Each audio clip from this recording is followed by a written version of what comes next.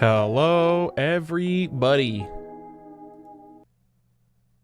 Today is a momentous day. How's it going, everybody? Welcome to the live stream discussion for RWBY Volume 9, Chapter 6. Some would say the culmination of 10 years worth of patience. Finally, am I right? Welcome, everybody. Thank you guys for tuning in. Fashionably late as usual. I'm about 20 minutes late, but these things do happen. But I wanted to make sure that I followed up on at least streaming this discussion today. Gordon Lai, welcome back. Thank you for the $10 super chat. Hi, Arnold in chat. Wow, I never knew this. I never knew they were going to be a thing. Yeah, okay. Who saw this coming? It came out of nowhere. It's like there was no buildup or development between them for the last 10 years. Who would have thought?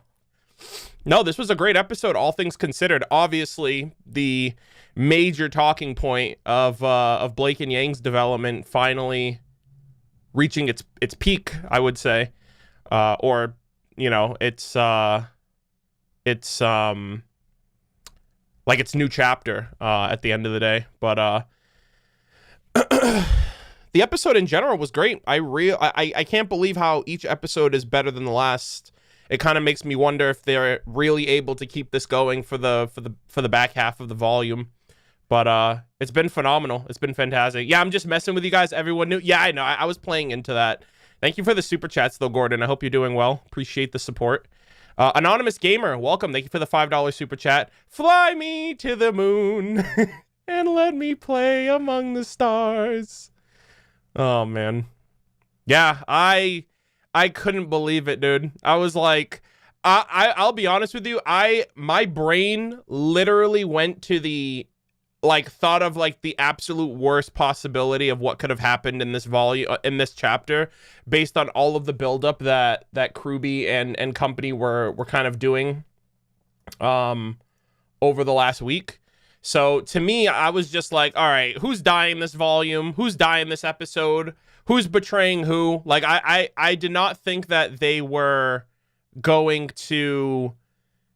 I should have known, but at the same time, my brain immediately goes to worst case scenario, which is, and then the warning at the beginning too. I misinterpreted that for the worst as well. I was like, bro, this is not it. So I went into this episode with a lot of stress and a lot of anxiety. And when Bumblebee, when it was confirmed when they kissed, I was like, okay, that must have been. I was like, okay, I can relax now, because I was high strung the entire chapter because I really thought that it was gonna be a lot. I thought it was gonna be something completely different. But yeah. Let's see. Black Omen, welcome back. Thank you for the $10 super chat. The Blake and Yang scene was a really good example of show, don't tell. I actually think the volume in general has done a really good job of that. We're getting a lot of questions. With every episode, we're getting more and more questions, and they're not telling us a lot of things. They're basically allowing the plot to play out, and over time, we are getting things, you know. With every episode, I feel like the anticipation for answers builds. And I just hope that they're able to deliver on those expectations by the end in a reasonably well-paced manner, because it seems like there's a lot of disjointed, what's the word I'm looking for? It feels like the story is very disjointed and incomplete because we're missing that pivotal key, which is Alex's perspective, and now we know a lot more about the plot than we initially did before this episode about her brother and about what really happened and who really wrote the book and all that kind of stuff. So I think it's great that they're not just giving us answers every episode, because it's kind of still leaving us on this cliffhanger of okay, well, what's the truth? And that's what I feel like is lost in the ranks. But before we get into the actual discussion, how's everyone doing? How's everyone's week been? Dan, I'm actually really happy you're here. Before I went live, I was like, I hope Dan shows up, because I mentioned to you on Twitter the other day. Quick question for anyone in chat. How many of you guys have a 3DS or a Wii U that you still play? The reason I ask this is, for those who don't know, Nintendo officially shut down their online eShops for the Nintendo 3DS and the Nintendo Wii U. And so with that, the online digital storefront for those games is no longer around.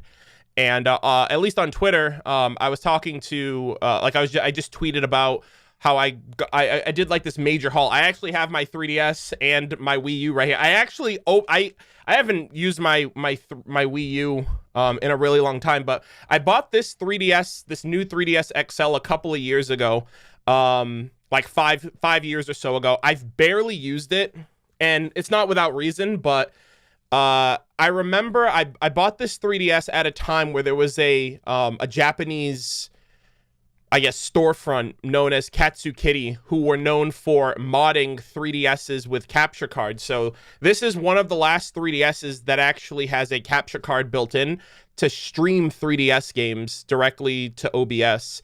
And I've rarely used it because of that, because this is like super rare. And I'm actually really glad I bought it at the time, because they're out of business now. Like Japan changed like their laws with moderating with modding like technology and stuff like that, or storefronts like this at the time. And so I wanted to just relay all the games that I bought, because I went on a big like gaming spree this week, because a lot of these games are basically going to go up in price in their physical on the physical media. And I'm actually really glad that I got in on a lot of the games that I got, because I was comparing prices between like what's available on like Amazon and stuff like that, and the prices are ridiculous. And now that the digital storefront is gone, it's only going to get worse. So I wanted to just kind of talk about the games that I did get, both on the Wii U and the 3DS. And these are games that I eventually want to play, and some of them I even want to consider streaming. But I did tell Dan, and I told him that I'd follow up on that. So I'll do the Wii U first. I mean, well, most of the Wii U games that I got were, oh, hold on, let me do this real quick. One of the things that most of the games that I got on my Wii U were virtual console games, because I actually didn't know that the virtual console acted like, I thought the virtual console on these devices was similar to the current one, which was like you only have the virtual console games for as long as the online storefront is up, and then once it goes down you lose those games. But they're basically like digital purchases of old games, and it's way better to have them digitally than pay a subscription, and then they'll eventually go away no matter what. So for the Wii U, I got a bunch of like virtual console games of like SNES games and stuff like that. I did manage to get, I don't know if you guys can see it, I did manage to get Xenoblade Chronicles X before the storefront went down, because this game is like super expensive, and I did manage to get all of the like the patch updates that they have for it as well. But I got Xenoblade Chronicles X, that's like the only, and Legend of Zelda Wind Waker HD, I got that as well. Those are the only two games. I also got some Wii games. I got Pikmin 2. I got Pandora's Tower, Donkey Kong Country Returns, Skyward Sword, the Metroid Prime trilogy. I got some like Game Boy games, some SNES games, like I mentioned. But yeah, so for the Wii U, most of my stuff that I got on the Wii U was on the virtual console side of things. But then the 3DS is actually what I'm super excited about. So for the 3DS, I got Pokemon Yellow, I got Pokemon Crystal, I got Pokemon Blue. So those are like the digital versions of the first generation games of Pokemon. I got Kid Icarus Uprising, Fire Emblem Awakening, Dragon Quest VIII, Fire Emblem Echoes, Shadows of Valentia. I got Dragon Quest VII, Radiant Historia, Perfect Chronology, Fire Emblem Fates Birthright. I got the Pokemon Bank, and I got the Pokemon Transfer, or Pokemon Transporter, just so I can transfer some of my Pokemon to future games if I ever wanted to. And I think that's it. I mainly delved into a lot of the RPGs. RPGs are my favorite genre of games, so I decided to go with that. And I have a bunch of physical 3DS games that I already have owned over the years. Like I have Bravely Default. I have a lot of the physical Pokemon games. What else do I have physical? I have a couple of I have Link Between Worlds. I have like a bunch of physical 3DS games as well. So yeah, I've never played a Fire Emblem game. So I heard that Awakening is like a lot of people's awakening with the series. So in the future, I would like to jump into those. Oh yeah, I loved Dragon Quest VIII. That's one of my favorite. I still have my original Dragon Quest VIII on the PS2 from when I played that as a kid, but I have not played Dragon Quest since then. So I would like to revisit that game at some point in the future. Yeah. Actually, Mets, I actually got the recent. I think they recently remade AxeRaiser for the Switch. I think I bought it last year when it originally came out. I never played it before. I thought it was more of like an action RPG, but I didn't realize that there was like a simulation system to the game, which was pretty interesting. But I did like it for what I played. I made it through, I think, three of the towns that you have to kind of build up and save the hero of that place or develop the hero of those places. But yeah. So that's a little side tangent. I just kind of wanted to get that out of the way because Dan was in chat, and for anyone that cares to know, I did get a bunch of those games before the store did go down. Let's see. If you ever play Dragon Quest VIII as a one-shot, just let me know. Oh yeah, for sure. The only Dragon Quest game I actually played was 8. I haven't played through any of the other ones, so as soon as Genshin and Honkai release me from their chokehold, I'll be able to. I mean, it's not. I just have to manage my time better, like realistically speaking. But I definitely want to jump into some of those other games. Source, thank you for the $10 super chat. Kid Icarus Uprising is such a good game, truly 10 out of 10 in my opinion. Yeah, I've heard mixed things about it, but I've never played an Icarus game, a Kid Icarus game. And Pit was actually my main in Super Smash Brothers Brawl, so. I felt like, and Marth was my favorite. Marth was my main in Melee when that came out when I was a kid. So I never played a Fire Emblem game. I never played a Kid Icarus game. So I felt like, you know, might as well. Oh, 10 pounds. Oh, sorry. Yeah. I took a quick glance at that. But yeah, thank you guys all so much for tuning in. Oh my gosh, Aaron PG, how are you doing? Long time no see. I hope you're well. Welcome to the stream. Also, I think those are those euros? I don't know if those are pounds. I have no idea. I don't know much about foreign currency, so forgive me.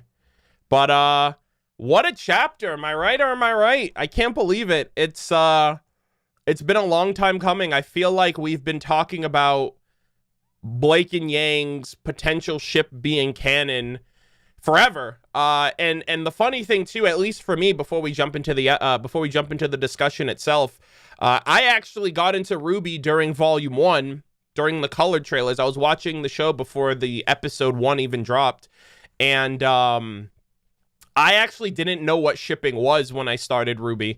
I actually didn't understand the concept of pairing characters together, especially characters that have never interacted. I thought it was kind of like weird, and like I just didn't understand the culture around it, especially because like watching anime, I knew, like I was very much like what I see is what I get kind of person. The closest thing to shipping that I can correlate to is like Naruto, which is like, oh, Sakura's head over heels for Sasuke, so they're clearly going to be together, and Hinata's head over heels for Naruto, so they're going to be together. But I never thought beyond like, oh, I wonder what would happen if Sakura actually liked Kiba. Like I never let my imagination run wild when it came to, and maybe it was because I was a kid and I cared more about like the action than like the romantic aspect of character interactions and stuff like that. I was also very like, what's the word I'm looking for? I was very simple-minded, I would say, growing up. Like I feel like as I've gotten older, my how do I word this? I don't know, I just feel like I've developed a better sense of critical thinking, and in general, just being able to look at things from multiple perspectives, aside from the one of just consuming the product or whatever. So I feel like I've refined my my general thoughts when it comes to shows and looking beyond the plot or looking beyond like what's served in front of me.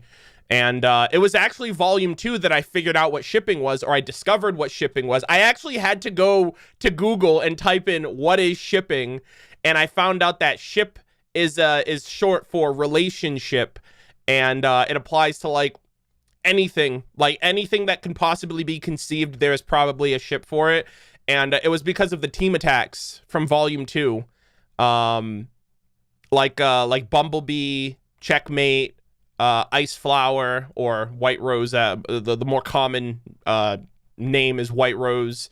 Like, of all the Team RWBY team attacks, which Ladybug, yep, that Rooster Teeth was kind of paying like homage to the community who came up with the shipping names. And I'm gonna be the first one. I'm not the first one to say this, and I hopefully won't be the last one to say this, but I think the RWBY community has the best shipping names, period. I think, like, it's also kind of impossible to apply the way that we ship characters in RWBY to any other series.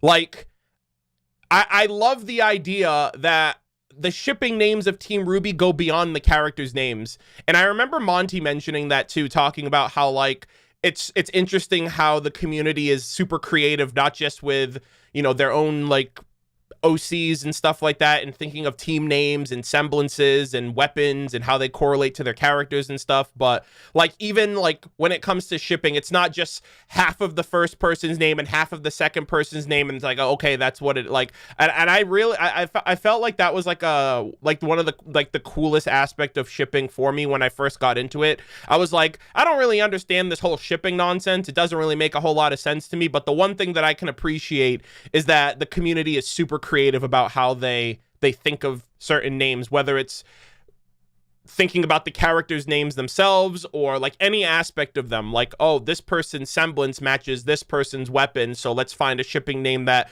correlates the two, even if it doesn't make sense for the characters themselves. So yeah, I love it. I love, like, I have, like, the shipping names are so freaking cool, and that's like one thing that has never fallen off with the community. Like, the opinions, the controversies, the whatever the hell you want to call it may happen, and they might cause like issues or whatnot, but the one thing about shipping that has always maintained and has been consistent, for me at least, has been the shipping names. And they carry on too, even if the character still to this day, like, you know, even if the characters don't interact. I don't know, I haven't been keeping up with like this volume. I don't know if anyone has shipped any of the currently revealed Ever After characters with Remnant characters, but I think that it's I think that's the coolest part of the shipping community, is like how creative we are and how it sets us apart from like general shipping and how it's viewed.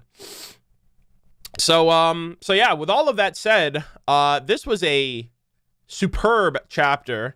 It left me wanting more by the end of it. Of course, we have 4 episodes left, and I'm just kind of still a bit apprehensive about how things are going to wrap up.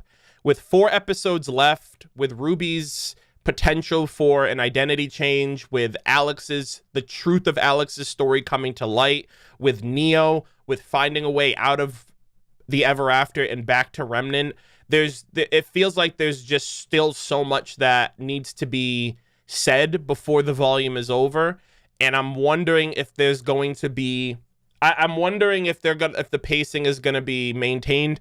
Also, the episodes seem to be getting a bit longer. Like last week's episode ran up 20 minutes, and so like I know the episodes we're getting 10 episodes instead of the typical 12, 13, 14, but I feel like the runtime will make up for that, hopefully. I'm hoping the penultimate or even the finale episode is like a bit like in the 20, 25, like in the 25-ish area, which I know the finale might be because we get like the full ending song, and I'm wondering if they're gonna do an end credit scene, because volume 10 isn't greenlit, but I'm never fearful of like the green lighting process. Like, I think Miles and Carrie have already mentioned that they're writing for volume 10. So like they're already getting the ball rolling, but they still have to focus on finishing volume 9, finishing, like having the Justice League Part 1 movie come out and making their return on that, and finishing and releasing and making their return on investment on the Part 2 aspect of that movie as well. So like, I'm not like, there's a lot of doom posting on social media, particularly Twitter, but what else is new, of like the fear that Volume 10 hasn't been greenlit yet, and some people even like making the outlandish accusation that like RWBY was gonna end this volume, but the fact that Bumblebee happened is pushing it to like, oh, people are getting renewed interest because the ship was confirmed, and that's what it's gonna take for RWBY to be able to make Volume 10, which is like, come on, bruh. You know what I mean? Like that's clearly like cherry picking, and just kind of like, not even cherry picking, it's just really like kind of just pulling something out of nothing and making a big deal of it. Like, clearly we're getting a Volume 10. You know what I mean? Like, it's just, they have too many cooks in the kitchen at the moment. Like, they have, like I said, Volume 9 isn't even done yet. They have this 2-part movie, which has never happened before. We've never had a major project follow up alongside the main volume. It's always been volume to volume. And if I was Rooster Teeth, I would make sure, I'd be like, okay, we can't, like, if we keep just putting shit out there, nothing's going to get out. We're not going to make money, and we're going to have to constantly put things on hiatus. So in general, I just think that we have to be a bit more patient. I feel like a lot of people don't really know how to process this because it's unprecedented. We've never had to wait this long for RWBY. We've never had to wait this long for a volume to be greenlit. RTX is a couple of months out anyway. If I was Rooster Teeth, I would keep my mouth shut and wait until RTX. At least then they have something major to announce. Like, why mention randomly on a given week, like, oh yeah, Volume 10 is greenlit, when, number one, we're not getting Volume 10 this year. Like, there's no fucking way we're getting Volume 10 this year. We're getting the movie Part 1 and maybe the movie Part 2. So, like, why confirm that any earlier than it needs to be confirmed? I would much rather wait until RTX during the summer to be like, hey, it's greenlit. We're going to have the Part 2 movie out later this year. And then I can at least see next holiday Volume 10 airing, but not any sooner than that. And that's just hoping that they can get animation up and running, like hire a bunch of people again, or figure out, I don't know how they're going to plan on, I don't know if Warner's going to take over for animation, or if Rooster Teeth is going to just kind of rebuild up and bring a lot of those people that worked on it back. I have no fucking clue. But at the very least, for like right here, right now, I feel like it's just something we have to be a little bit more patient on. And again, these are just for the random people out there that are making, you know, mountains out of molehills. Like, it's not that big of a deal. It's not that deep. You know, the show is not ending with volume. Like, the plot's not, nothing has ever indicated to me that RWBY is going to be canceled, especially since they recently made a post about like RWBY going to Crunchyroll and the future being incredibly bright for RWBY. And they have a lot of things planned that they want to talk about at RTX. Like, if you're out of the loop, it's easy to just make up assumptions and run with it and have a lot of people in fear who aren't informed. But yeah. Anyways, with all that said, I really want to talk about this episode because it kind of, hold on, give me 1 second. Also, say hi to Chaircoon. Chaircoon says hi. Let me just do this real quick. We good? Okay, I think we're good.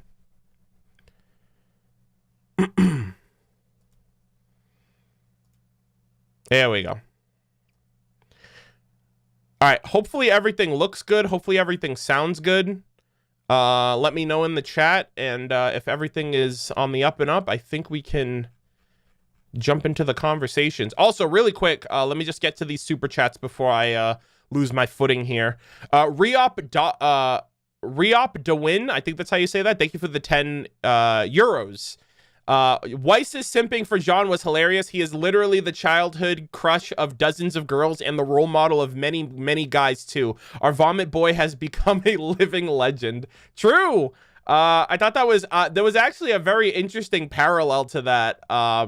The further the episode goes, I'll touch up on it when we get to it. But yeah, I completely agree. Like, Jaune is essentially a fairy tale hero to millions of remnant children and people who are even adults that grew up reading and listening to those fairy tales as a kid. So it's very interesting how he went back in time and then became the hero of those stories, even if he didn't know it at the time. But yeah. Gordon lied. Thank you for the super chat again. I appreciate it. Spoiler alert: Haka and Naruto. Oh, you mean Haka? Yeah. I don't know where that came from, but the Haku and Zabuza, that plot line. Yeah, that was very interesting too. A lot of people thought Haku was a girl in Naruto. He's the Alpha Knight now. Yeah. So the episode opens up and I was so hyped. Also, really quick, I don't think I featured it. I don't think I talked about it at all. It was this episode that it happened as well. Shout out to whoever on RWBY decided to update the intro and include Jaune's actual revealed design for being the rusted knight in the flames during the introduction. I was doing my intro sing-along and that scene ruined it. Like I started freaking out like crazy. Yeah, it absolutely ruined my sing-along for that episode. I thought that was so cool. I was trying to think about it after the fact, and I was like, why does this feel so familiar? I was like, clearly this is the first time that I'm seeing it. Clearly this is the first time that it's ever happened in RWBY, but why does it feel so familiar that there was an intro change edit halfway through the volume? And I'm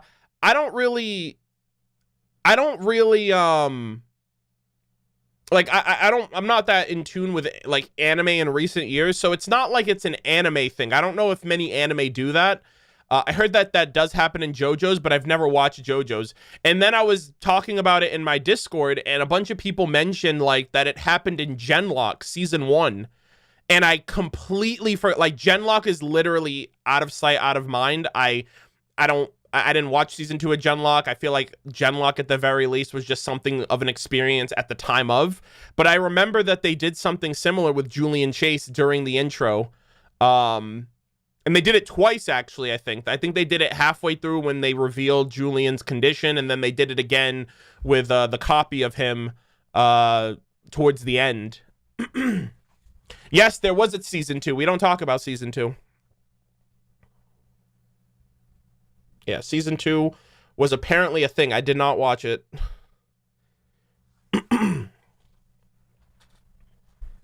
And it had been so long too that I just kind of lost interest in Genlock as a whole, and then finding out about its production and all of that was just left a sour taste in my mouth. But anyways, that's irrelevant.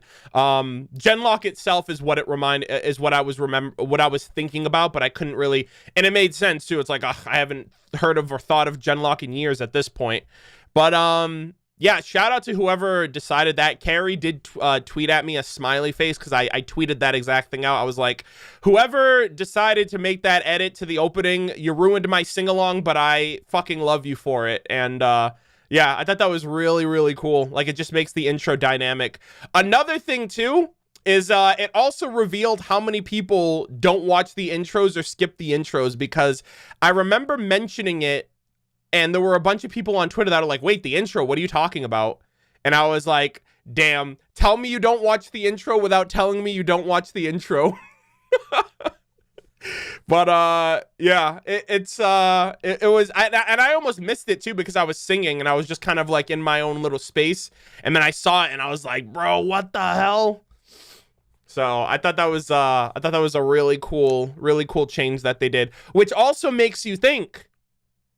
They revealed Lewis this episode, and if you go back to the intro and you see the part where Ruby's falling and you see like the portrait, like the painting artwork in the background, you actually see Lewis's silhouette in the mirror behind Alex. And now that we have Lewis revealed, I wonder if the intro is going to change again to reveal him more clearly in the background. So I'm going to be looking out for that. And even more so, if we ever get an episode with Neo and her clones, and those clones taking the images of different people, there's a chance that those silhouettes behind her in the background of the intro can be filled in characters too when that gets revealed. So it's kind of like they're revealing spoilers after the reveal has happened, which I think is super cool. It's never been done before in RWBY. Usually if you see something in the intro, it's pretty much confirmation that that's what's gonna happen. And I love how, at least for this volume, you know what's funny about it? It kind of reminds me of the story. Like when we first got to the Ever After, Team RWBY and company were expecting to follow a beat for beat plot line of Alex's story in the Ever After. And with every chapter, they're slowly discovering that the story is not exactly what it seems. And I feel like it's also reflecting in the intro. We all thought, oh, it's the Rusted Knight. But then it turns out, no, it was Jaune all along. And even when we knew it was Jaune, we didn't think it was a grown-up Jaune until it was confirmed. So I think it's really cool. I don't know. I think it's just really cool that that they are, the intro is also revealing things to us that we didn't know prior, you know?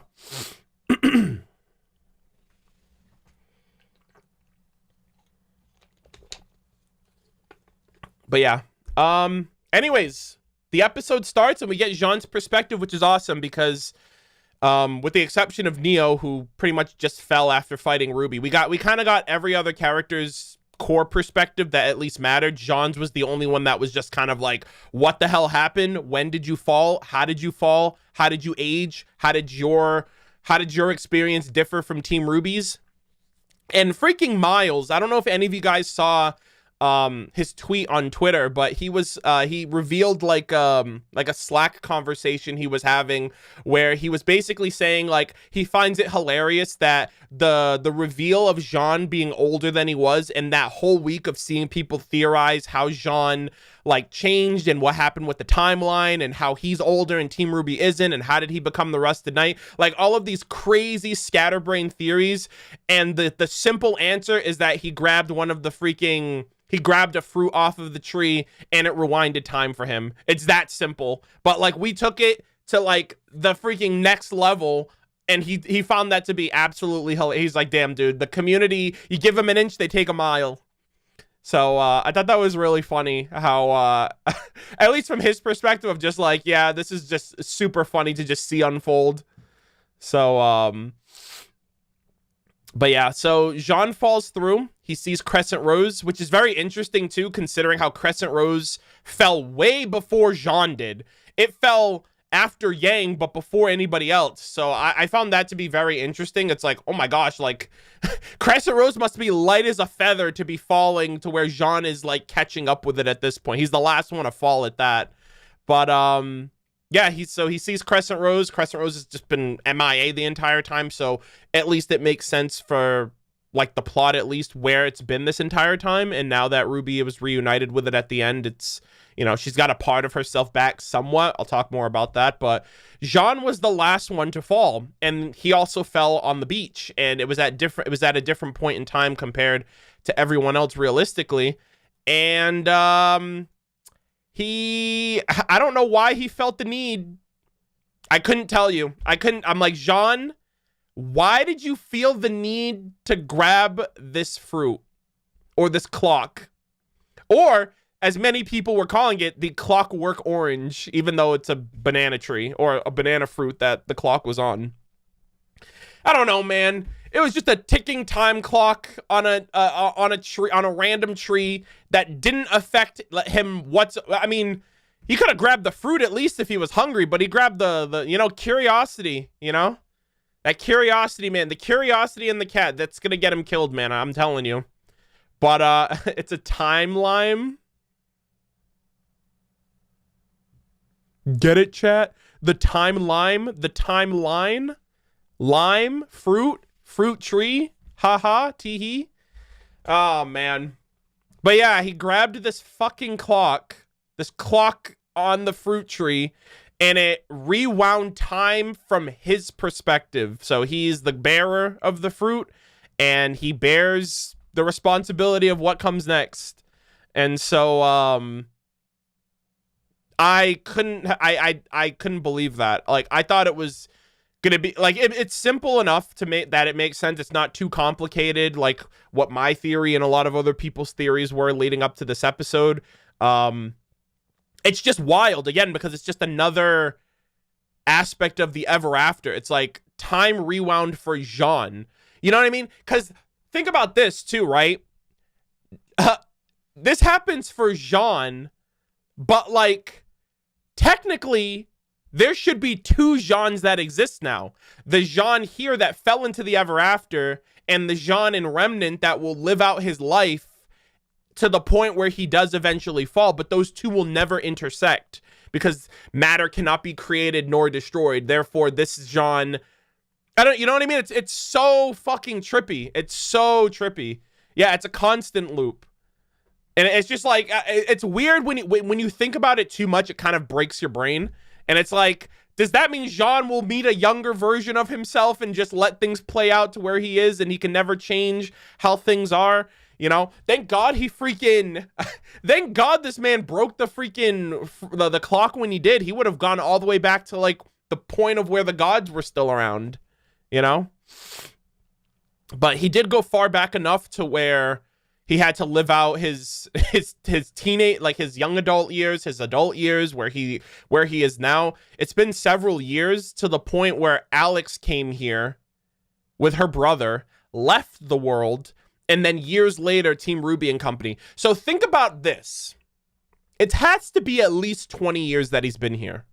Actually, no. That's a little different because time naturally flows differently on Remnant than in the Ever After, right? Because realistically, when you think about it, Alex was a kid when she came here, and she went on to create a fairy tale that went on to become a generational hit as as kids grew up and became adults and they had kids, and then those kids grew up listening to the fairy tale, and then they've come into this world already knowing the fairy tale. But like, you know, like Jaune has to have been a long enough time where the fairy tale was widely known, and like RWBY, Weiss, Blake, Yang as kids listened to the story, grew up to where they were now, and followed through with falling into the ever after. So I would say Jaune is maybe in his late 30s, maybe pushing 40s. You know what I mean? Because he's 18, 19 when he falls into the ever after. He's got gray hairs. He's got wrinkles on his face, long ass hair, fully grown beard. Those are situational, or circumstantial. But yeah. So he's like a grown ass man at this point. Another cool effect that I don't know if you guys noticed was that in the shift you can actually see every person that fell through. So the blue represented Weiss. So in the order, Jaune fell last, then Weiss fell before him, RWBY fell before that, Neo fell before that. This other streak right here represents Blake, who fell after Yang. And that, I think Neo fell first, and then RWBY and Blake. So the order would have been, so this blue streak is Weiss, and then the streak following that right there, the red streak here is RWBY, who fell. Obviously, Jaune's the last one to fall. And then from RWBY, this one right there is Neo, and then this follow-up one right here is Blake. Or vice versa. It would have been Blake and then Neo, because Neo fell before both of them. And then this last one here is Yang, because she fell first.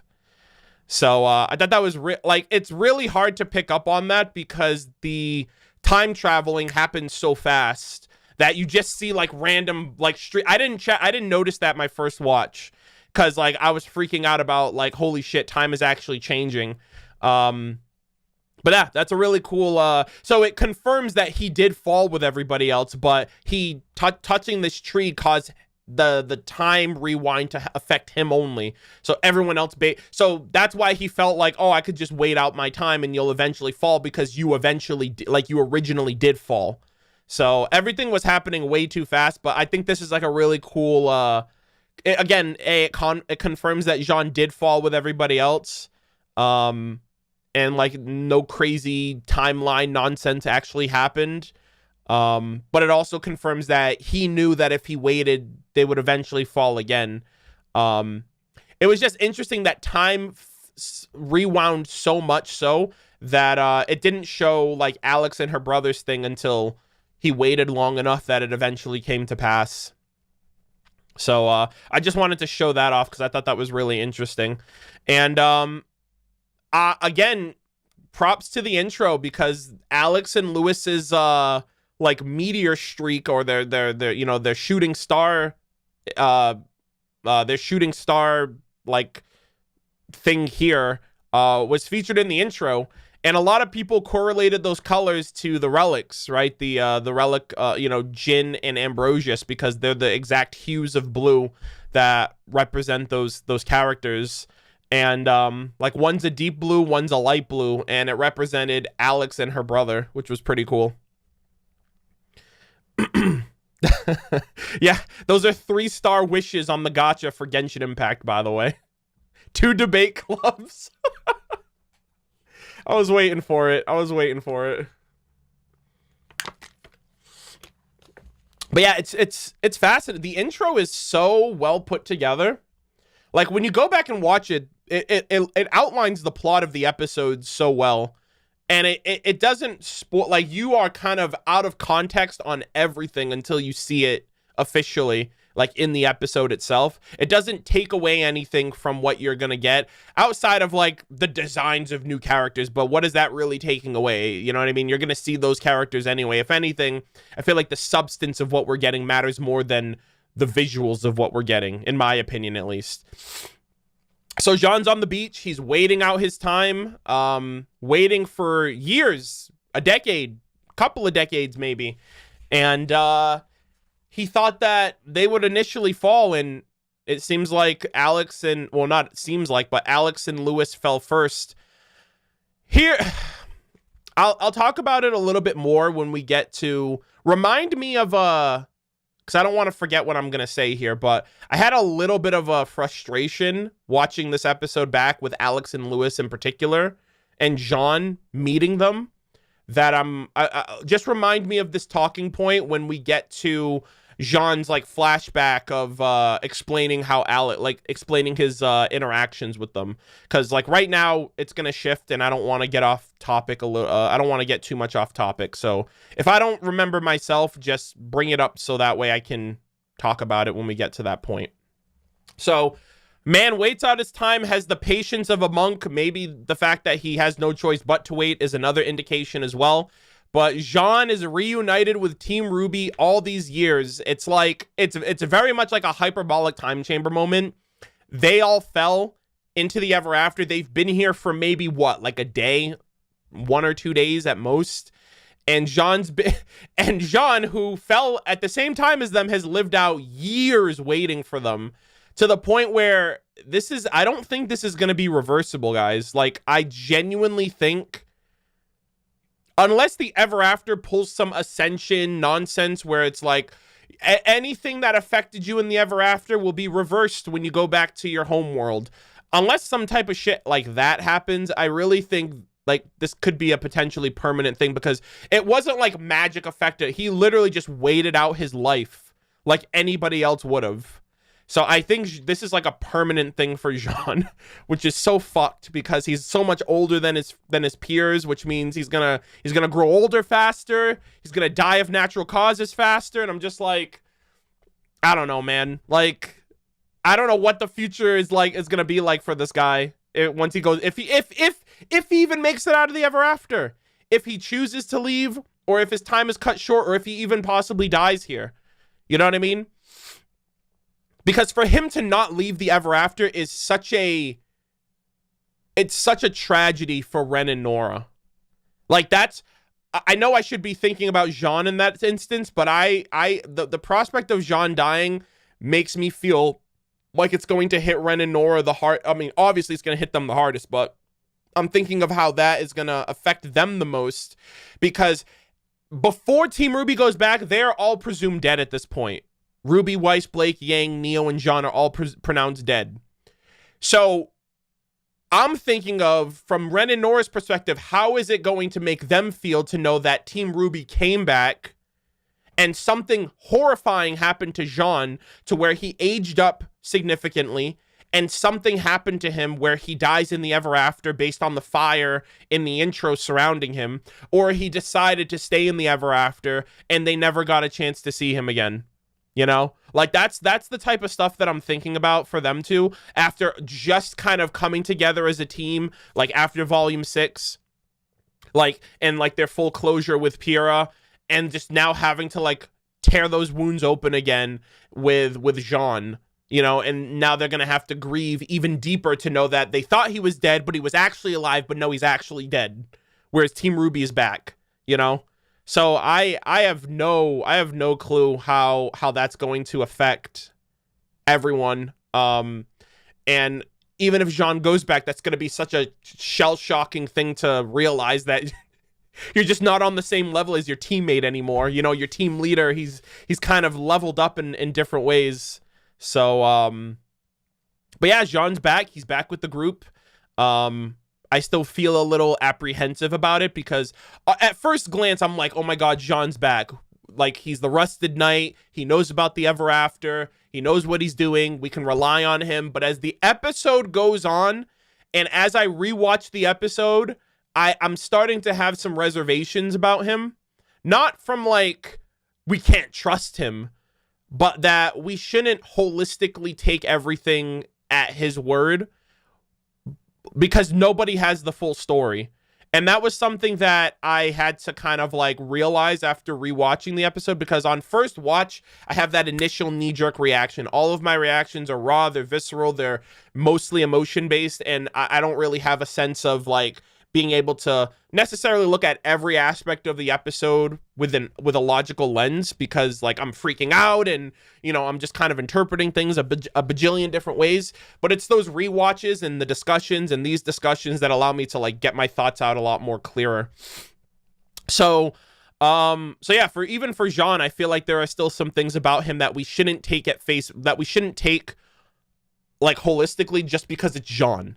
You know what I mean? Jaune's been here for years alone by himself. He has his own perspective. He has his own biases. He has his own interpretation for how things played out. And he can only really trust his own interpretations. And, you know, we're here kind of going through it ourselves. And we don't really understand everything either. And that also goes for the cat, which I'll talk about that whole dynamic the further on we go. But I just wanted to kind of address that at least right now before we get too far ahead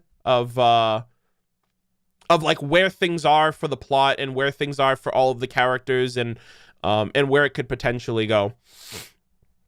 But yeah, so did we get some White Knight crumbs? Right? I said that on Twitter and someone was like, bro, we got hit with an entire loaf of bread. So everyone's asking the real questions. How did you find us? How did you get so old? And when did you become so mature? I don't know, man. Weiss might have a thing for, you know.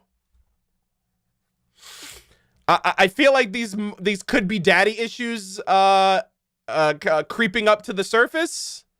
I don't know. You tell me. But I can't believe that, dude. Because now Weiss is giving Jaune, not giving him the time of day necessarily, but Weiss is showing an interest. It's very interesting because Jaune was practically he was freaking wholeheartedly simping for this girl during the early volumes of RWBY, during volume 1, during volume 2. And I feel like he like quit while he was ahead. By volume 3, he was already kind of moved on from that. And now the shoe's on the other foot. Now the roles have been reversed. Now Weiss is like, the years have kind of done you good, Jaune. You're kind of, you're hardened. You're a bit cynical. You look like you've been through some shit. You look like you can take care of yourself. Oh no, he's hot vibes, you know?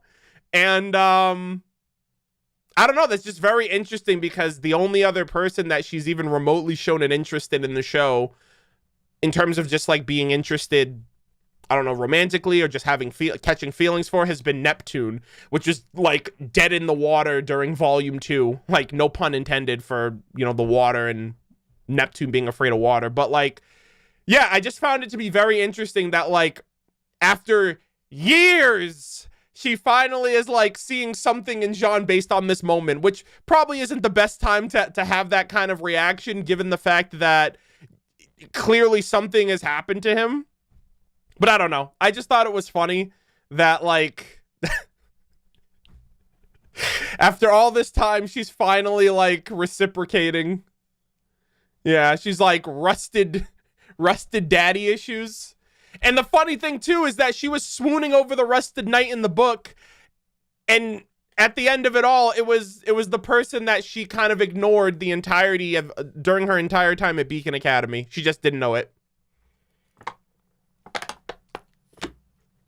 But see, the thing is, Jaune's just not even about that. You know what I mean? Like, I also feel like that was kind of like a little nudge to the fandom of like not even like in a shipping way, but like they knew by doing this it would elicit a type of response from the community. But like internally, like from the show's perspective, Jaune's like, who the fuck are you?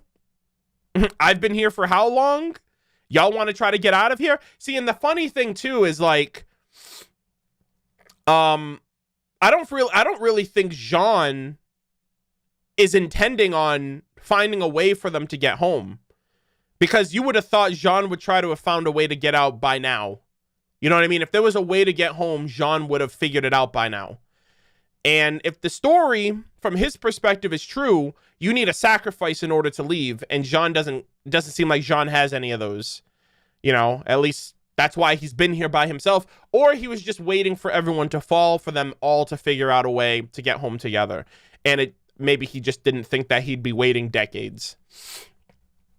He said he has a plan, yeah, but it's just like, if he has a plan now, like, and I guess that makes sense from the cat's perspective. He was like, oh yeah, you know, how well has that worked out for you? You know, if he has a plan now, how many other plans have failed for him to try to get out of here to where now it could potentially work? So, and I'll talk a little bit more about that too, in terms of how they are going to potentially leave. I'll talk about that a little bit more towards the end of the episode. But, yeah, I just thought this was very interesting because it's kind of like, damn, Weiss, where were you? Where were you like 8 years ago when Jaune was actually like making advances towards you and you were just like shooting him down? You know what I mean? And now the shoe's on the other foot. And obviously it's superficial. Like, let's be real. She doesn't know anything about Jaune, his experiences, his life, and anything like that since he's been down here. So this is a very superficial response of just finding him physically attractive because, you know, because he's matured up, you know, he's aged up a bit. And, you know, the scraggly hair, the beard, it looks good on him, you know, and I'm not surprised that she feels that type of way.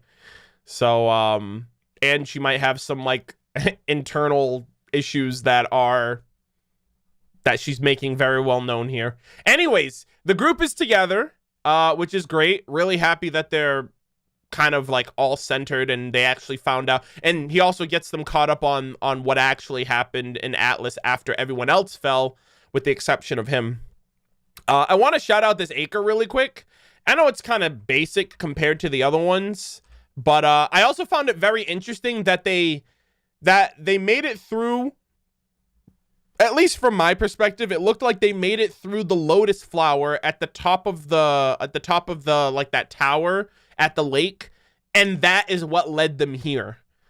So I'm just like, what the heck? How did that happen? You know what I mean? Like, again, the Ever After is wonky and crazy, and you know, I don't know, it's got rules of its own, laws of its own. But I thought that was really cool. I couldn't help but think of the Vault of the Spring Maiden. No, I'm sorry. The Vault of the Winter Maiden from volume 8, because like all the flowers and the grass fields and stuff like that. And I don't know. It's, you know, it's simple. It's kind of a transitional acre for the Punderstorm that they eventually get into. But I thought of the Winter Maiden's vault because it looked exactly. This kind of reminded me of it in a sense. He hasn't told them about Penny yet. We don't know that. We don't know. Like, here's the thing, chat. Right? Here's the thing.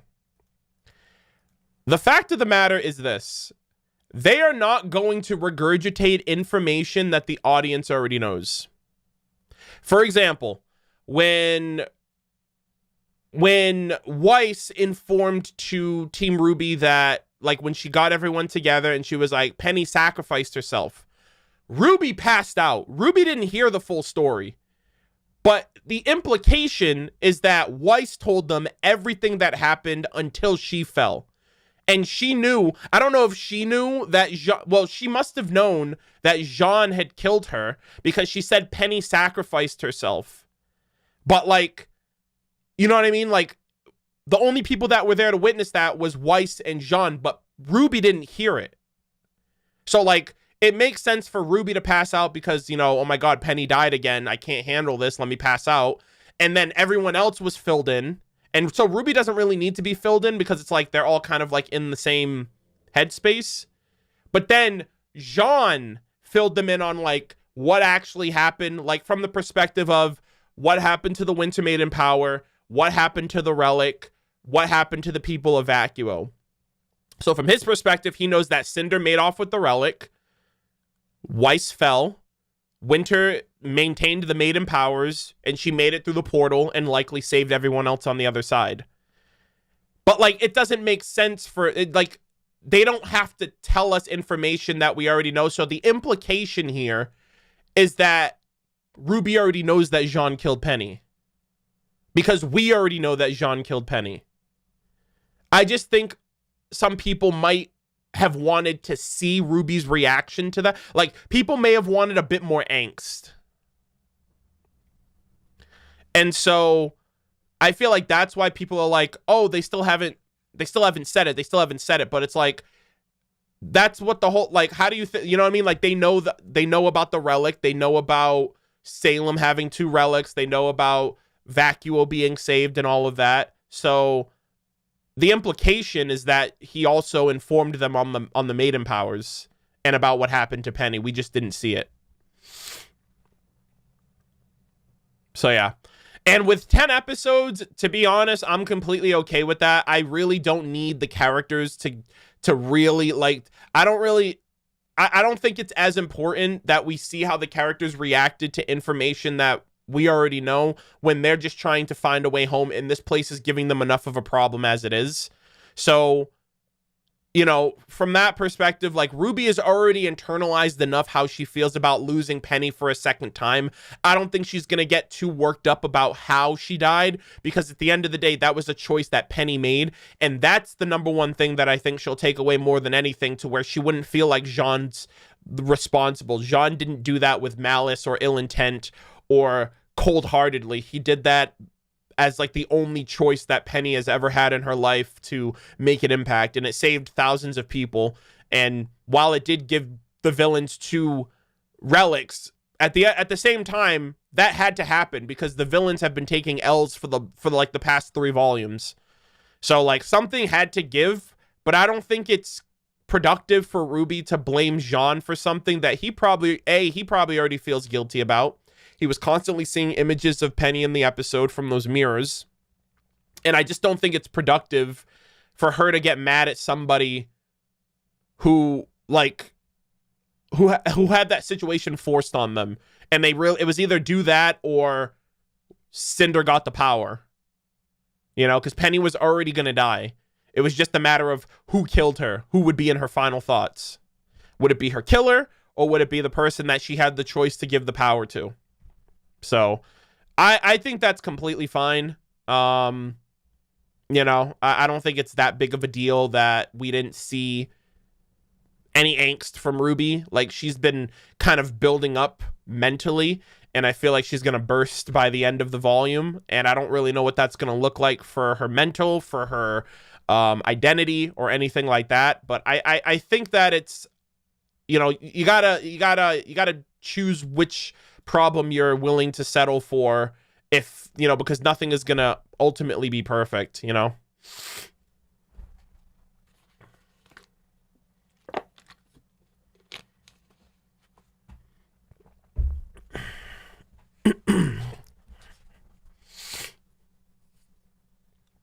Hey, Gordon Lied, thank you so much for hanging out. You have yourself a good one.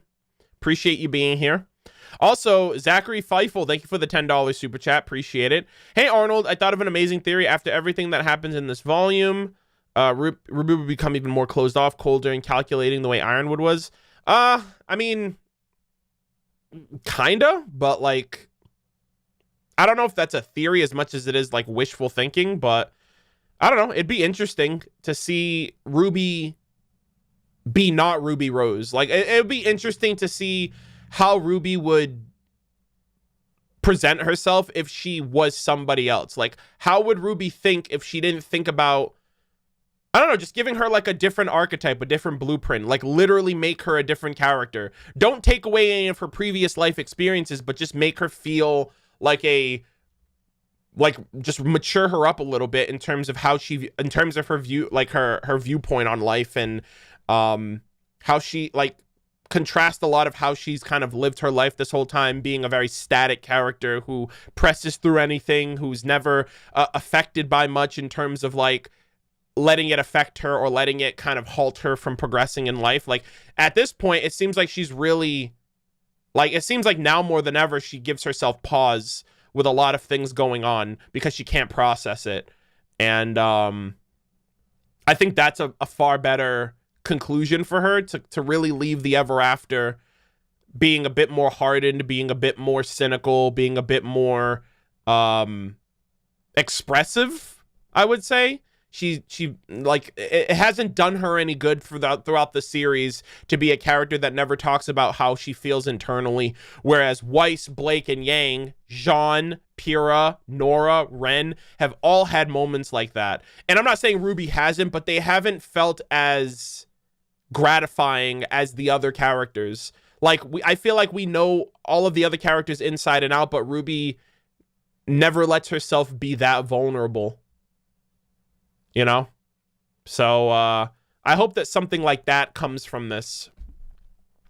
I don't need her to be like Ironwood to you know what I mean? Like, Ironwood had that life experience. That's what built him to become the person he was, and I don't think RWBY can really match that.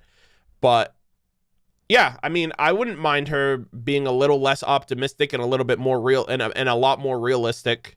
But yeah, it just depends on how far the plot pushes her to have that metamorphosis. Soul Edge, thank you for the $25 super chat. Appreciate it. I gotta go to work, so getting my thoughts out now. So since he's surrounded by flames in the intro, like how Joan of Arc was burned at the stake, he will die and RWBY will cross the line. Okay, yeah, I'm getting to that a little bit further on, Soul Edge, but I do have my own reservations, my own thoughts and theories about what could potentially happen with Jaune. A lot of people reference the Joan of Arc burning at the stake parallel, and I feel like that comes up so often because that's what a lot of people latched onto for Jaune and Cinder, right? It's like, oh, Cinder uses fire, Jaune is Joan of Arc, Cinder is gonna kill Jaune, and now I feel like a lot of people are latching onto it again in a different way. So I feel like a lot of people have been, I feel like Jaune, like the death flags for Jaune have just been constantly debated. Like, a lot of people have just been like, is it gonna happen? Isn't it gonna happen? So yeah, I have no clue, but I mean, the book is also burning, so we don't really know what the flames are truly indicating. Is it indicating the end of the Ever After? Is it indicating the end of the fairy tale as we know it? Is it indicating the death of Jaune? There's so many ways to interpret that, and so yeah, I'll get to that a little bit further on here. At least for Jaune's perspective here, you know, he fills them in on the past. They're kind of going back and forth about it in terms of, like, did they make the right choice? Did they fail? I think they're valid in all of their emotions, whether it's Blake's talking about, like, it has to count for something that we did something. And from that perspective, I agree. But at the same time, when you think about the overarching picture, they took a massive L. And I can understand them being apprehensive about their decisions, but they also have to realize that it's the end of a battle. It's not the end of the war. They still have one unspoken for relic and one relic that they have to, like, get their shit together to be able to properly defend in Vacuo with the Sword of Destruction. And if there's any relic that I don't want Salem to have, if you don't want it to spell the absolute destruction and damnation of the world as we know it, it's the sword of destruction. You know what I mean? She has the ability to create. She has the ability to learn. At least for right now, the questions in the Relic of Choice and the Relic of Knowledge are used up. But I have a... Chat, what do you think the likelihood is that the anniversary of the 100 years since the last 3 questions is going to reset the Relic to ask 3 more questions by the end of the show? I cannot believe that we are not going to see Jin again. Like, I really feel, and if it's not all 3 questions, you also have to think, when was the first question asked?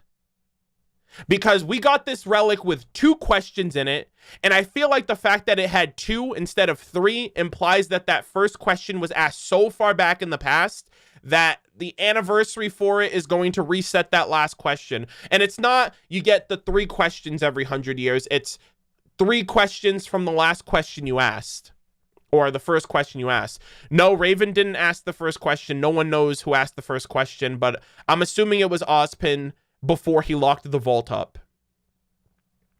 Before he locked the Relic in the vault. Like, Espen is the only one that can enter those vaults because the magic that opens them comes from him.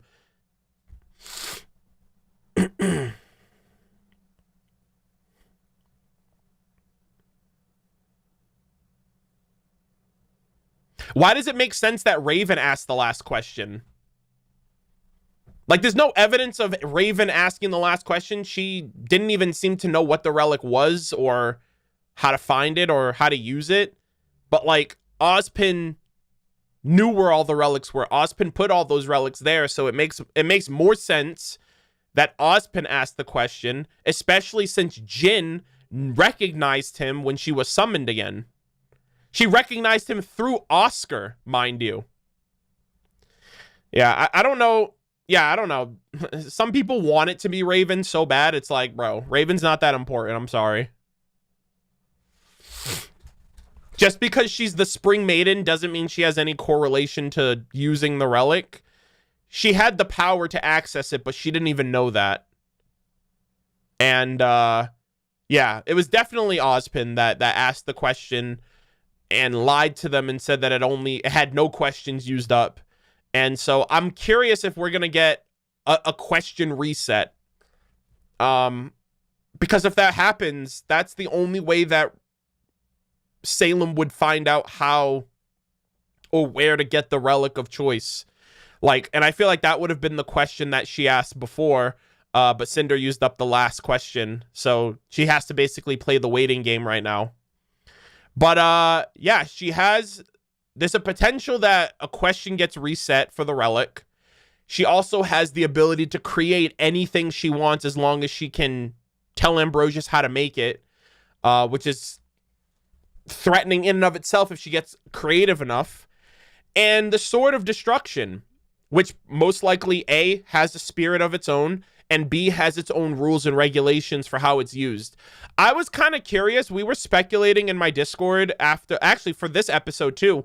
Me and a buddy of mine were talking so much about it that we actually just want Volume 10 to start. We want to be in Vacuo already just to see the prospects of what that Relic is like. But what do you think the rules are to the Sword of Destruction? You would think that it has the ability to destroy anything, but similar to how knowledge is limited to 3 questions every 100 years, and you can only create one thing at a time with Ambrosius, and you have to be very specific if you want the exact thing that you're asking for, which is, again, it's so much easier to assume that you know what you want until you're asked what you want. I remember watching a YouTube video years ago of like this father and his son and his daughter. They were like maybe like 8-10 years old, whatever. And he gave them both a pencil and a paper, and he was like, I want you to write down the steps for me to make a peanut butter and jelly sandwich. And every instruction that you give me is going to be exactly what I do. And it really just expressed how much we rely on assumptions and like implications.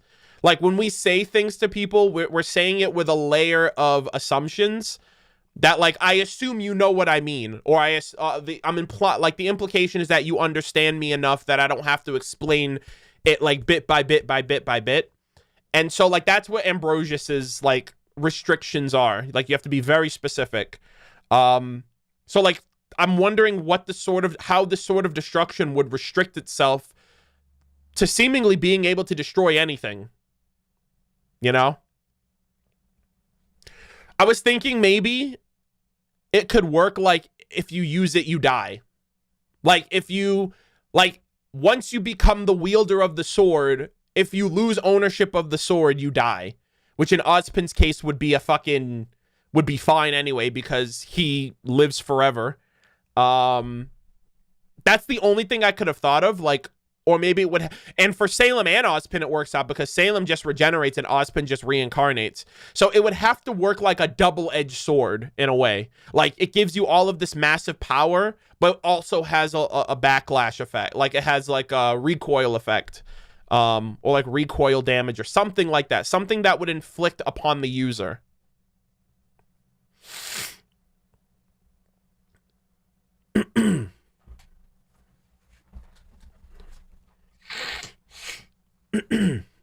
But yeah, I was just kind of curious about that because that's the weapon that they truly need to make sure Salem does not get, because she is destruction incarnate, you know?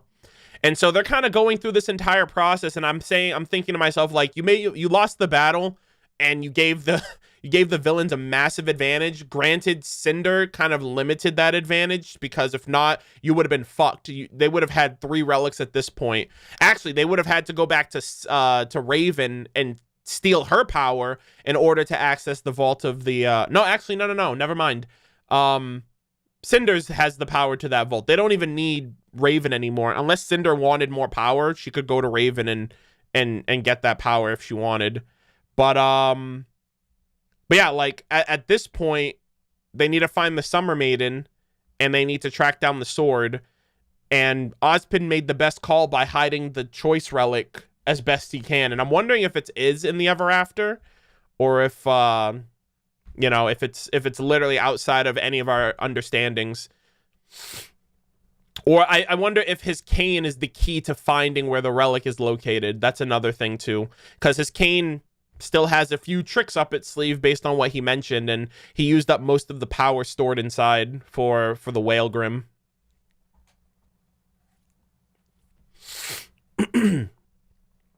But yeah, does the sword have a soul inside of it? The implication with Ambrosius and with Jin, the implication is yes. They all, like, if 2 of them have it, there's no reason to suspect that the other 2 don't have it. We won't know until we actually see, but it's wise to assume that they do. But yeah. So I do also like how Jaune here is very, very, like, I don't know, like, he's very hardened. Like, they're kind of all going through their own, like, they're like kind of processing what he just told them and understanding the weight of the situation.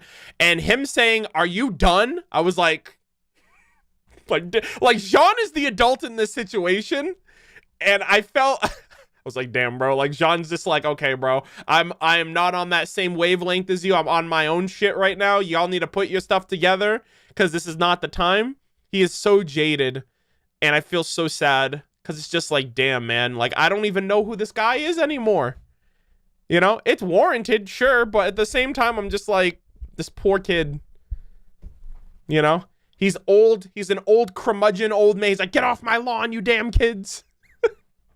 Yeah. He basically was like, you can lick your wounds later. It's like, yo, stop bitching, because you have bigger problems. So let's get it together and let's move out.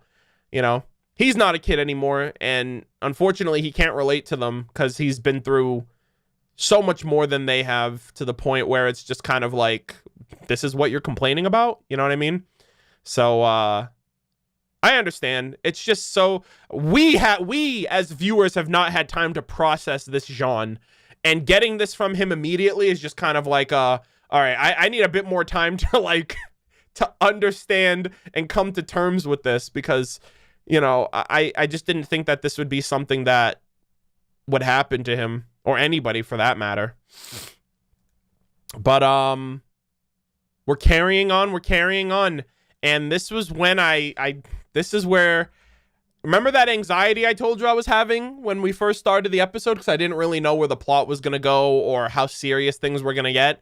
This is where it fucking spiked through the roof, because they were talking about everything but the cat up until this point, which made it seem like, okay, I wonder how Jaune's gonna react when they mention that they got help from the cat. He's been here for long enough, he should know about the cat. And Jaune's reaction of, what cat? was like, mistakes have been made. Have we been, you know what I mean? I immediately started sussing that. I was like, oh no. Please don't tell me we've been jebaited this entire time, that we've just been like duped, and the cat is like this nefarious individual. And yeah, his demeanor changed drastically. Like, he was like, oh man, I can't believe you made it out of the kingdom by yourself. And then we're like, and then the storm's approaching too.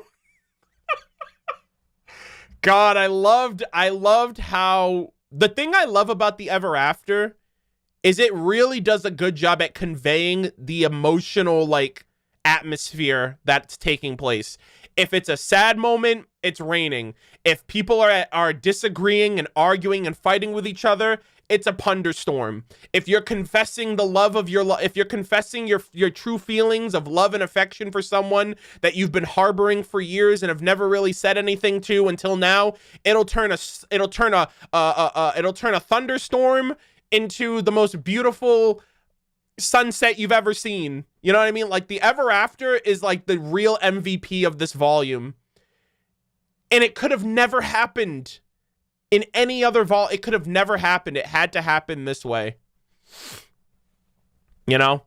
And so, again, I think the Ever After itself is a character. Like, the world is a character in and of itself for how it amplifies certain scenes and certain situations.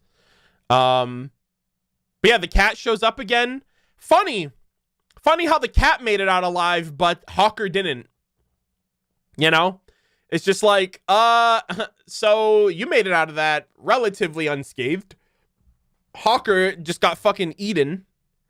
And I guess we're just gonna carry on like nothing ever happened. You know? The cat has 9 lives. Well, I don't know, man. The cat looks like it, I don't know. The cat's just like splitting up into, actually the cat was cut in half in that fight, and that's why it came back in halves. It was like jumping back in halves. So it's, you know, it lost a couple lives in that fight, I guess. But yeah, the cat interacts with Jaune, and from that point on, I loved this scene right here. This shit, like, again, you want to talk about the Ever After being a character. The amount of imagery, right, through, like, the scene is pretty much telling you in this moment that there is a clear and present divide between the cat and Jaune. The storm is approaching over Jaune, whereas the cat is kind of like more, you know, neutral and in kind of like a lax stance. So, like, the tension is definitely building here from Jaune's perspective. He got his back turned. He's listening to the cat talk as if they're like old buddies and stuff like that. And it's just not a good vibe, because you don't really, at this point, you don't know where to put your faith in. You're like, okay, this cat has been leading us since episode 3, and we've kind of built a great rapport with them. And we've also, like, been swooned by their mannerisms, the way they talk, and, like, just, like, their curious nature, right? They've become like, we've just enjoyed their company this entire time. And then we have Jaune, who we've known from the freaking first volume of the show, that we want to have faith in, that we haven't seen, that we're worried about. And it's like, they clearly don't like each other. So where does that put us as Team RWBY? Like, who do we confide in at this moment? Do we follow the cat because they've been with us this entire time? Or do we trust Jaune because we have history? You know? I think that the, you know, it's just like a super stressful situation, especially because I didn't really know if the cat was evil. Not evil, but if they had nefarious motives, like if they were actually not looking out for our best interests, if they were actually doing this intentionally, like intentionally misleading us, you know? And so I thought this was like a great scene. I feel so bad for Juniper. Juniper's just there. Juniper has just been there throughout this entire episode, just in the background, listening to this shit go down and just not really knowing what to do and just being present. And I'm just like, I'm so sorry you have to go through this. You don't deserve this. But this is where the tone immediately shifts. We find out about Jaune not really being a cat person. You know, he was like, you know what? I would have preferred that Zwei fella back in volume 2. I'm not a fan of this fucking cat. Get this shit out of my face. And it's revealed that Ascension isn't all that it's cracked up to be. From the perspective of what we learned about RWBY, it made sense at the time. But then we find out, and this is what I mentioned last week. Last week I mentioned that we are our memories. Without our memories, we basically die if we forget who we are. Especially if other people forget who we are and like we're no longer, you know what I mean? Like, you know, the saying is like you die twice. You die, the first time you die is when your physical body diminishes, and the second time you die is when you're forgotten. Is when someone remembers you for the last time. So like, if you forget yourself, you are essentially no longer you, which means your old self is dead. And that's what Jaune is trying to convey here. He's like, the tree is essentially death, because if you go there, you become somebody else and you're no longer yourself. And therefore, it's not in our best interest to rely on the tree for anything. It may make sense for people who are of the ever after, like the cat mentioned that that's what happened to RWBY in the last episode. And from our perspective, it kind of made sense. It's like, okay, he lost his purpose and he will find a new one. But I didn't realize at the time that, you know, it kind of almost felt like it was accepting. It's like, okay, RWBY is going to lose his memories and he'll find a new purpose. Whether it's the same one or a different one is irrelevant. And I feel like I was a bit more accepting of that because it was like, I don't really know RWBY. We had one episode with them. I'm not really attached to this character. If it means that it follows the path of who they are in the ever after, then by all means, if that's how you guys live your life, who am I to judge? I'm not from this place anyway. But then to realize that that could apply to Team RWBY, that's where I'm just like, oh, okay, so the tree also does that. It's not just returning to the ever after. It's the tree that causes the ascension in the first place. Now we have to get into, did the cat know this? Is the cat being honest here? Does the cat know what they're actually saying? And at first I thought, okay, the cat is kind of sus. The cat may be lying to us. It may be manipulating us. Because the cat, from the cat's perspective, the cat says, that won't happen to you guys. You guys aren't from here. It only happens to afterins, like creatures of the ever after. That's the only thing it'll happen to. But how does the cat know that? You know what I mean? Like, how does the cat know that it won't happen to Team RWBY?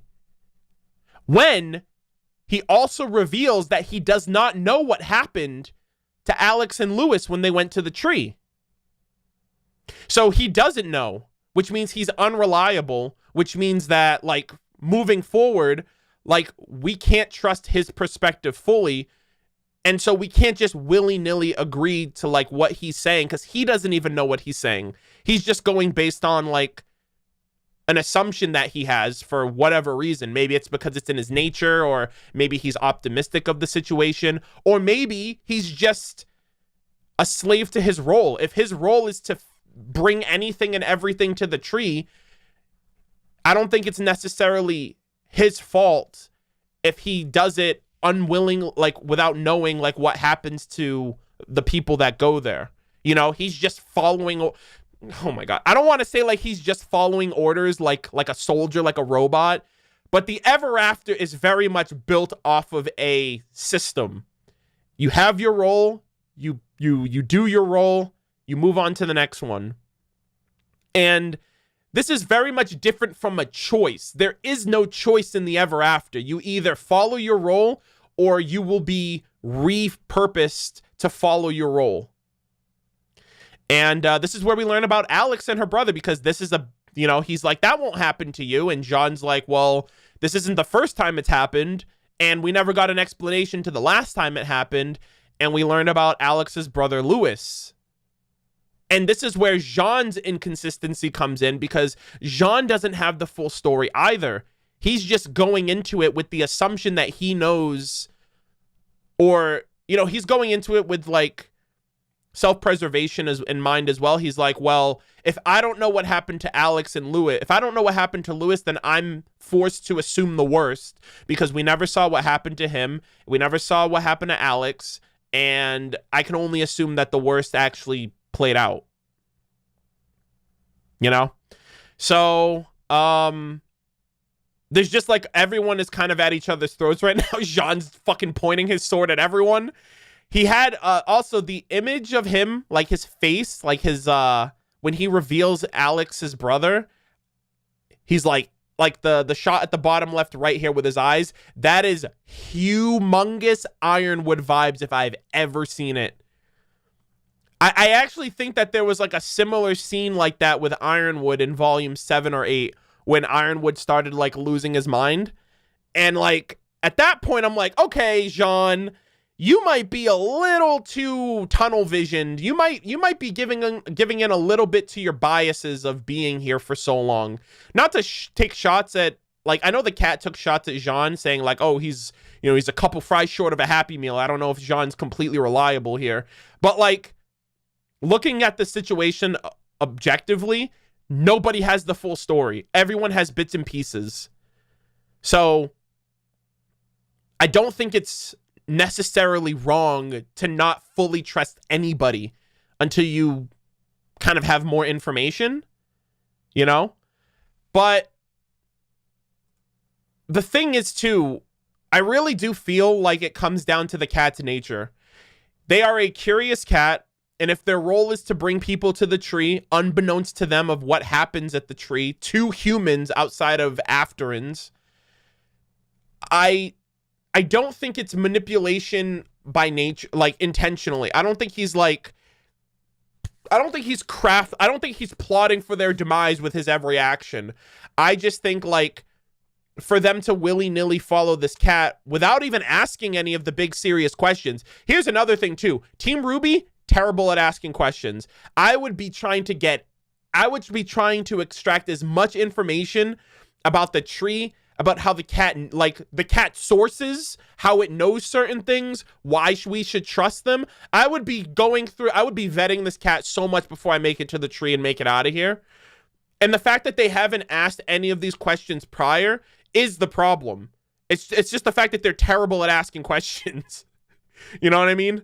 And so at the same time, you could also infer, like, the cat too. It's like, well, why wouldn't the cat just tell us what we want to know? This is going back to Ozpin for volume 6. We were in the Discord this weekend, and I was in there with a bunch of buddies, and we had an hour-long debate about if the cat is trustworthy based on the fact that it knew information that that Team RWBY didn't know, that would have been that, like, it willingly didn't tell them, and the only excuse was because you didn't ask.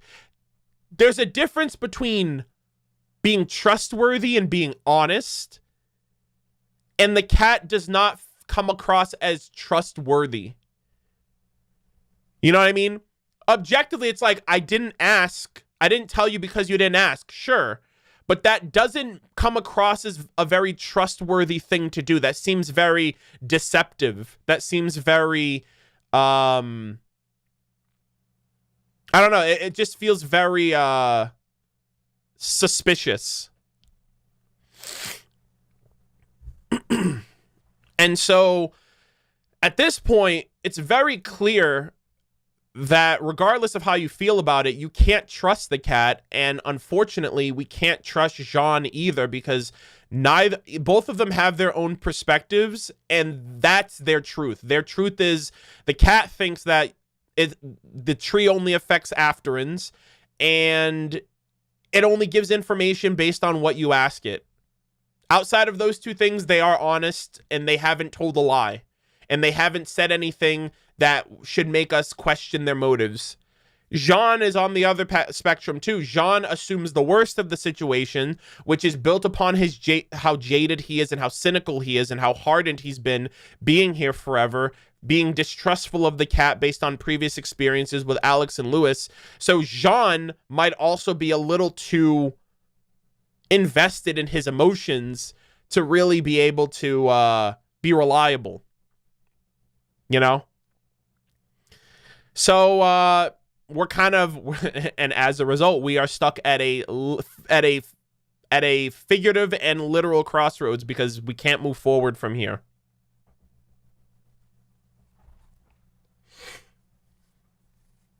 Yeah, like here's the thing too.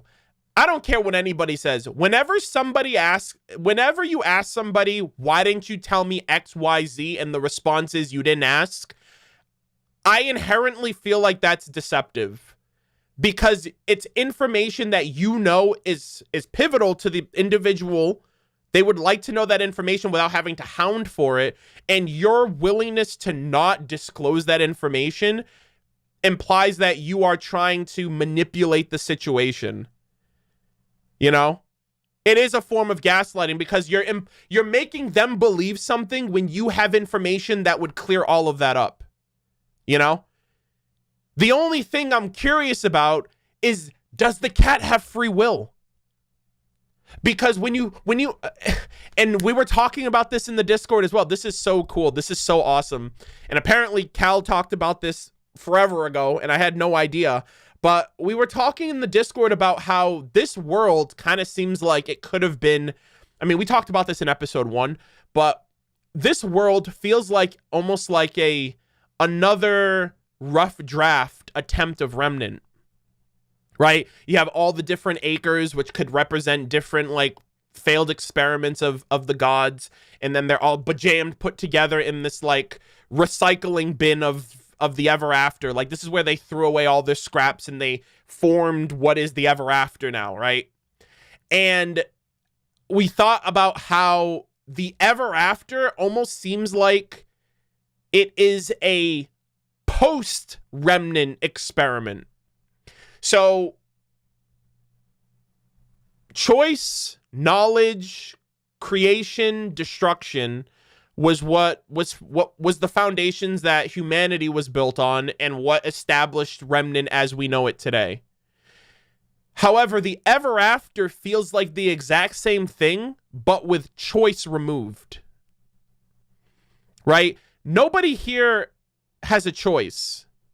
Everyone here is put on a path based on a purpose. You are created, you are meant to do this thing, and if you do the thing, if you break down or if you lose your way, you will be taken, you will be reassimilated, and you will be given a new purpose that you will then fulfill from now until the end of time. And it pretty much implies that there is no choice in the matter for them. And when they start deviating and start having a choice for themselves, the tree returns them to their original purpose. And it almost kind of seems like the gods were like, okay, that Salem girl really did a number on our original philosophies. So let's do it again, but remove choice. Let's make these creatures have no choice. And then let's just see what happens because we're gods and why the fuck not? You know? So regardless of what I said earlier about the cat, like, the cat might not have a choice in what it decides to say and do and tell. That might just be what it's hard programmed to do. And so you can't really apply it the same way you could a human who has the choice to be truthful, to be honest, or distrustful and manipulative. And that's where I feel like it gets, what's the word I'm looking for? It gets difficult to really judge them. Because like you don't really know what their intentions are. You don't know if they're a slave to their creation. You don't know if they are an exception to the rules because no other creature can do what the cat can do. You know what I mean? Like it almost feels like the cat has admin privileges and maybe it doesn't play by the rules like the toy soldiers or you know, the talking mice or whatever the case might be, you know? But here's the thing too, similar to how other characters lose their way, right? Think of Herb. Herb's entire purpose was like he's supposed to help people on their way, and then he thought to himself, let me hotbox Team RWBY against their will. That was a choice that Herb made that went against his purpose. And so he was called back to the tree. What if the cat just doesn't have anyone to return it to the tree? What if the cat had a purpose and then it started gaining awareness through being around Alex and her brother, and like now the cat is the only thing in Remnant that has free will? You know what I mean? And because its purpose is to send things to the tree, maybe it doesn't function the same way as, maybe the tree doesn't treat it the same way it does everything else. Maybe the tree doesn't treat it like everyone else. Anyways, so yeah, long story short, I find like this was like the most fascinating part of the episode for me, because it just gives you a lot of things to ponder and think about, because the cat doesn't have the full story, Jaune doesn't have the full story, we don't have the full story, and the story that has been told to us has basically been a lie. It's not completely accurate, as all fairy tales are. They're embellishments. They are glorified and romanticized versions of really shitty stories that took place, right? Disney-fied, if you will. And so I don't know. I boo this man. So I think that I loved the discussion we had. We were pretty much, it was a rowdy discussion that we had about the cat, and it's like, should it be trusted? Is it being truthful? Is it being manipulative? Is that, you know, is that something that Team RWBY should like be wary of? And like how we all personally felt about the situation. It reminded me of Ozpin and like the whole lying thing in Volume 6, Chapter 2, because we had a pretty lengthy discussion about that, and about like what is the purpose of lying. Like we really were getting like down to the brass tacks of like, what is a lie? What is a lie intended to do? How can it be taken to the next step? How should we treat those who lie? And like the nuances of lying to protect somebody, lying to deceive somebody. You know what I mean? It's I don't know. It left a lot of room for like really nuanced conversations. And I don't know. It just kind of left us in a very interesting spot of like, we don't know what's going to happen with any of these characters in terms of where we put our faith in. Like, do we put our faith in the cat? Do we reconcile with the cat? Is the cat gonna just fuck off and do some other shit with like Neo, or like, is it gonna give us a problem when we try to leave? And is it gonna try to go with us to Remnant? And what's gonna happen with Jaune, and you know, all that other stuff. So it's just, I don't know. It was just a very, I know Bumblebee was like the main topic of this episode, but I felt like this is what I took away from it more than that. Also, I'm not too huge of a shipper, so like from my perspective, I thought it was great that to finally have something like that confirmed. I was so happy for people who have been waiting for this reveal and this confirmation and this you know, the ship to happen officially. But this was definitely the thing that I was the most infatuated about, was just how everything just bunched together and just trying to unravel all of that throughout the episode.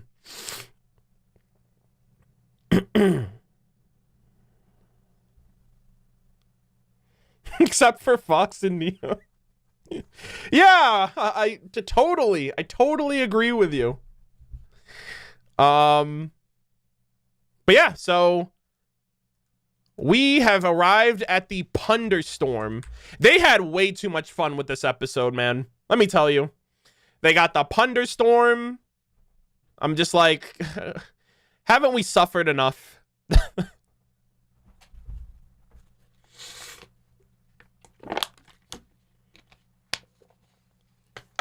Reminding you of your frustration with a little bit later. It's gonna be when we get to Alex and like the Alex and Lewis flashback section. That's when I would appreciate a reminder. Oh, I'm getting like stuffed up. I don't know why. But yeah, shout out to Raijin Rising, by the way. I saw your clip on Twitter about how you were expecting this to be a callback to Volume 1 when Jaune, like, Weiss was falling from the Nevermore and Jaune jumped and went to catch her, but this time he just let her fall. Again, I find it very interesting that they're like Weiss, like there's a lot of Volume 1 Weiss and Jaune parallels here now, right? Jaune was simping for Weiss in Volume 1. She didn't give him the time of day. Now she realizes how attractive and mature he is. Volume 1, Jaune was willing to risk life and limb to protect his snow angel, and she was just like, my hero. Yeah, okay, whatever. Unbeknownst to her, he was actually her hero in the fairy tale that she just didn't realize. And now Jaune is just like, you know, he let her, like, she fell through and he just kept carrying on like nothing didn't happen, like nothing happened. And then even afterwards, he just let her, like, fall on her ass. So, like, I don't know. I just feel like Jaune's just like, I couldn't care less. Like, you are just not on my, you are just, no, thank you. I've moved on. And it's so sad because it's like, Jaune never even had an opportunity to, like, experience, like, not experience, but I'm just like, he made his move during, like, Volume 1 and 2, didn't pan out, and then when a girl finally reciprocated feelings, she died, and then Jaune just freaking ages 20 years. Like, his whole life was just robbed from him, where he doesn't even, I'm struggling to understand how Jaune will have any semblance of a life in Remnant after everything that, like, how the fuck can he relate to anybody? You know what I mean? Like, it's just, he's just so removed from the experiences of his peers and anybody on Remnant. I feel like now he would have a bit more of an understanding. He's like, you know what? I was trapped here for 20 years. I kind of understand what Salem's going through. I'd be going crazy too. I'd want to end it all too if I've been, like, stuck in a constant, like, world of just, like, living out my existence and nothing's ever gonna get better. You know? He's just living, like, he's just, like, suffering alone. And so, I don't know. I just feel like it's unfortunate that he might never really have that kind of life for himself. And fuck, he might not even live long enough to have that life for himself because, you know, at this point, it seems like, will he leave the Ever After? Will he decide to, you know, is this his purpose? Is he supposed to be the Rested Knight? Is this something that he's accepted for himself? Is this something that he's going to give away to go back to Remnant? Is he going to even be able to have a normal life in Remnant and whatnot? But yeah, I don't know. I just find it to be very unfortunate when you think about it to that extent. So yeah.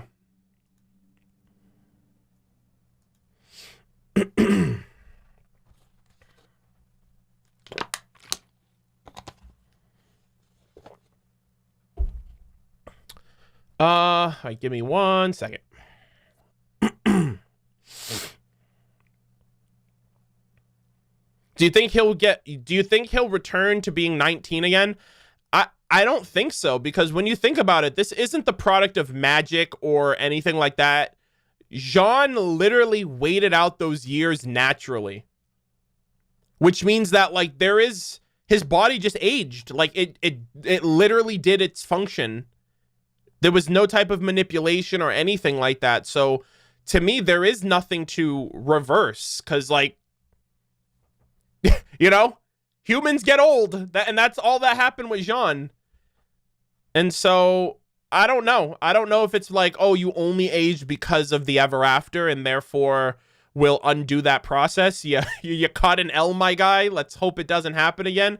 But then what does that say about his life experience? Even if he ages back to 19, it's also going to be weird that Jaune is a 19-year-old with the experience of, like, a 40-year-old man.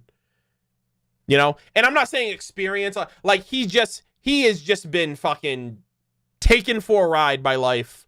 And he's just not going to be in that headspace of like a 19, 20-year-old. Like, it's essentially, yeah, he's basically going to be like Espen.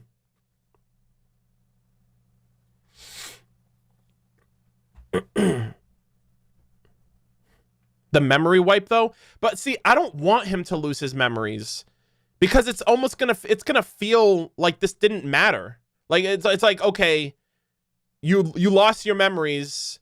You know it. You don't remember it happening. We remember it happening, but there's no lasting impact to it happening. You know what I mean? I don't know. I would feel kind of conflicted about that. Unless the cat can do some, like, heart thing, like, hey, I know how you feel. Like, he lessens Jaune's, like, emotional and mental burden on how he feels about all of this. Maybe. But I doubt this is going to go back to Jaune cracking jokes and hitting on MILFs and Atlas. You know what I mean? Or getting hit on by MILFs and Atlas. I don't know, man.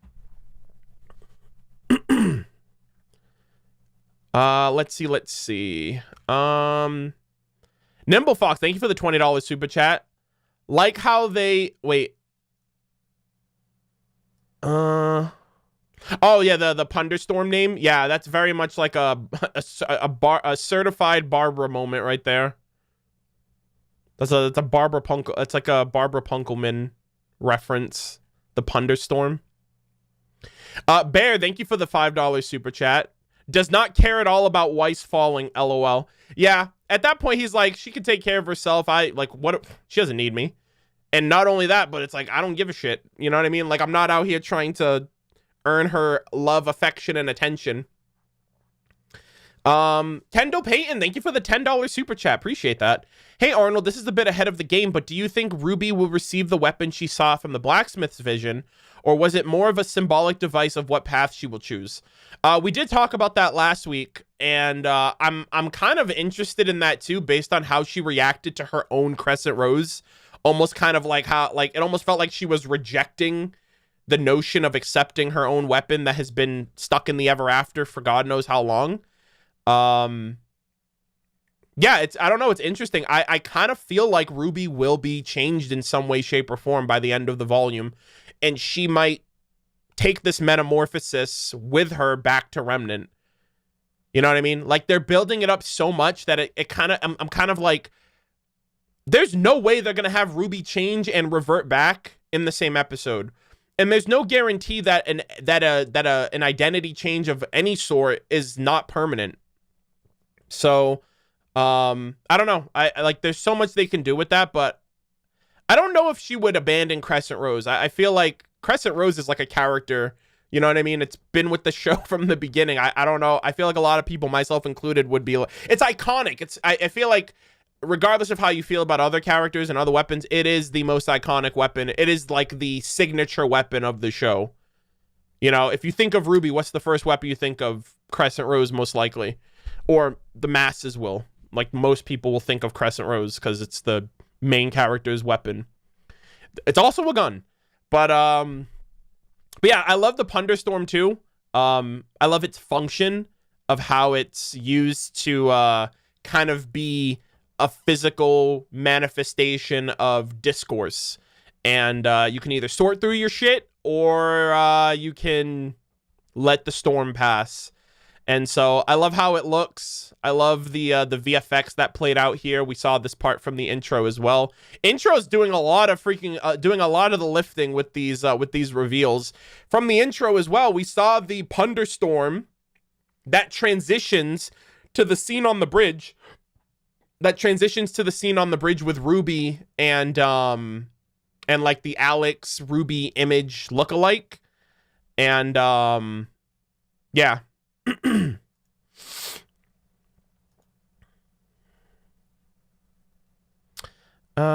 Let's see. Uh-oh. Oh no!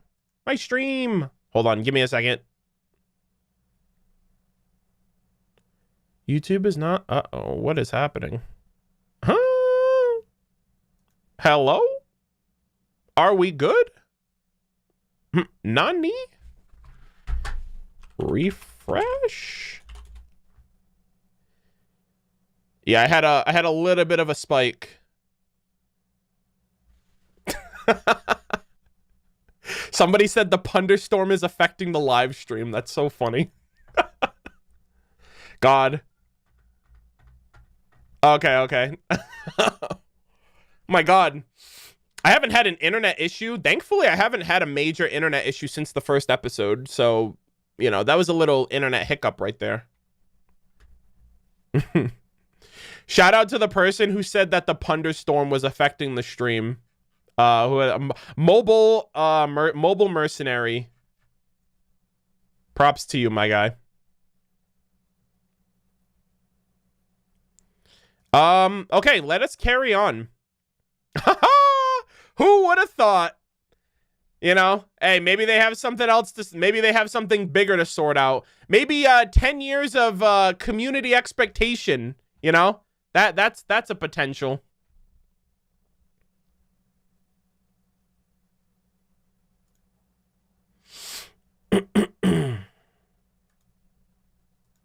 Thank you, Dan. I appreciate that.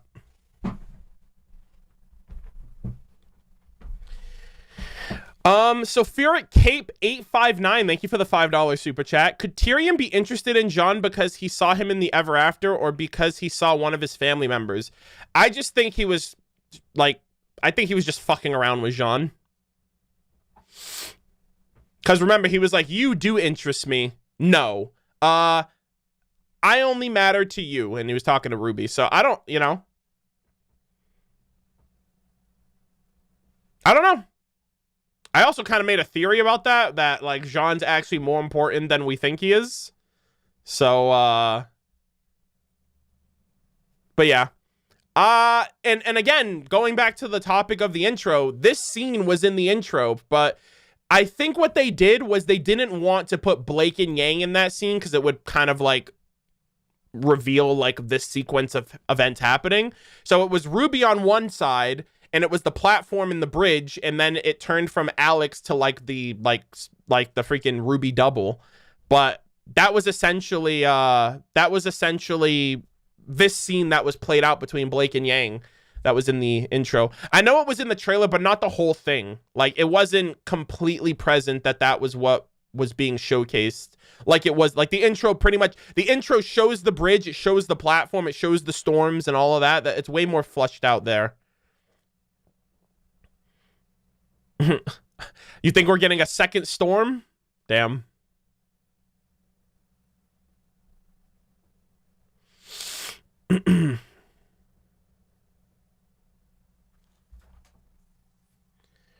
But yeah, so they teased this part, and then they were like, all right, back to the main plot. You know, they were talking, you know, like they were that was essentially just a tease. There was really not much to talk about there. The one thing that I will say, I think I commented on it in my reaction. Yang was like, how do we take the next step? And my thought was like, how do we take the next step in our relationship? Which I assume that's what the implication was. It's like, how do we take the next step? It's like, oh, well, that's a double meaning there. And, you know, they clearly followed up on it.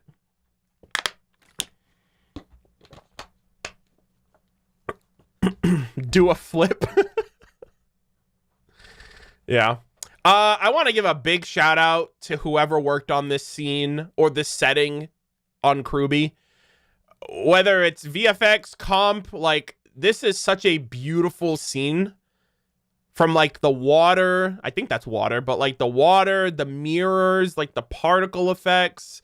This entire area was awesome visually. And you know, they put a lot, like they went the extra mile with showing all like the different reflections of each character. I didn't notice this during my first watch because it's such a quick transition, but when Weiss and Ruby go, I don't know if some of you guys may not have noticed it, but when Weiss and Ruby go through the thing right here, that reflection on the right is Summer Rose. So Ruby has a reflection of her mother, Jaune has a reflection of Penny, Weiss has a reflection of Atlas falling. And it's kind of like different aspects of the characters that are like emotional turmoil that are affecting the characters on a deeper level. Ruby doesn't talk about her mom, but she's probably traumatized by it more and more And that's at the heart of her as a character. And I feel like these mirrors reflect what truly is beneath the surface for them.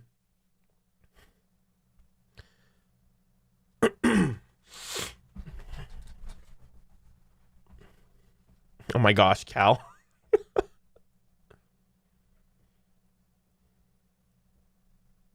The Pink Gamer, welcome. Welcome to the stream. How's it going? I loved y'all's reactions. I actually, like, I was, like, seeking out every, like, Bumblebee fan's reaction to this episode so far. Like, I watched y'all's reactions. I watched Kelly and Senny's. I watched Cal and Hunter's. Like, this was just so cathartic to just see how a Bumblebee fan reacted to this episode in particular based on, like, I feel like we've been talking about this ship being a thing forever.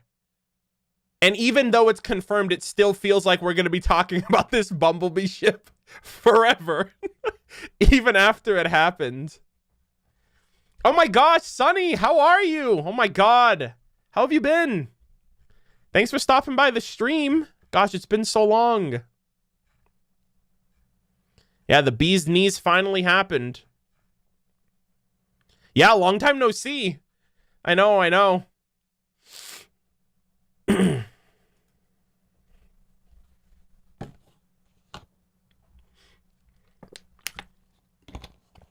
Oh my gosh, everyone's popping up. Everyone's showing up and showing out. I appreciate it. Let's see.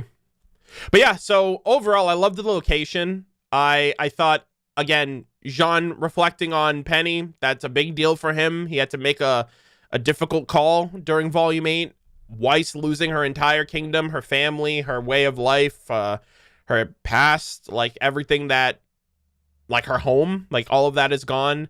RWBY losing her mother, a person that she looked up to that she never got to, you know, live out her life with, and clearly having some lasting, you know, trauma with all of that, especially how she reflected to seeing the weapon that looked to have a reflection of her mother in the blade. Clearly shows that there's more going on with RWBY. And a lot of the things that she doesn't talk about are being shown to us, not told to us, which I appreciate.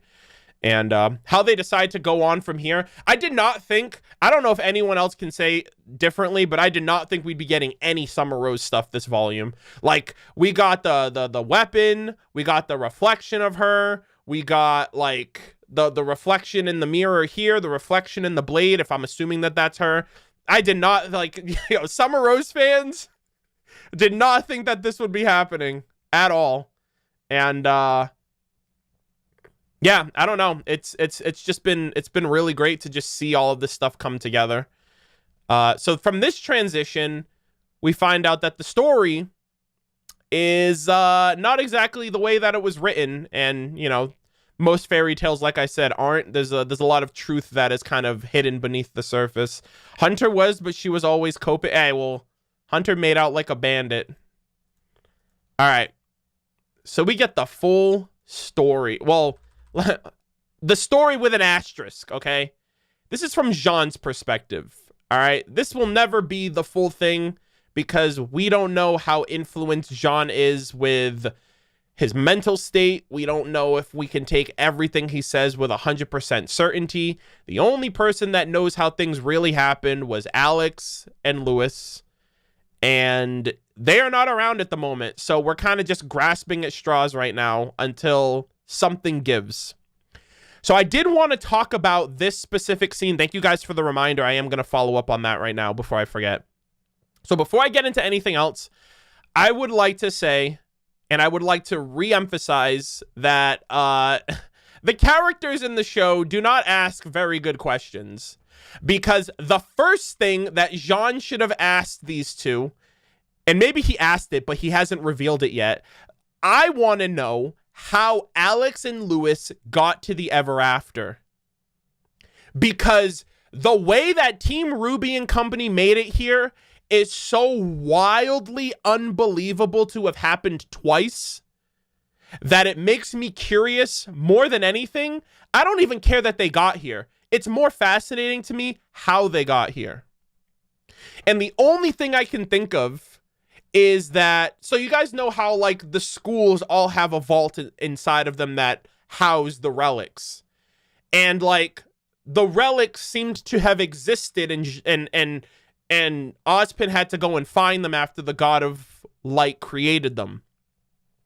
The only thing I can think of is that these pockets, these like vaults, like these vault spaces already existed in Remnant, and Espen created the schools around them. And before the schools were created, Alex and Lewis were just fucking around in the freaking park or something, or in the woods or whatever, like they're going off the beaten path, they're not staying close to home, and they both fell into like one of the portals or one of the vault doors and ended up in the ever after. That's the only thing I can think of, right?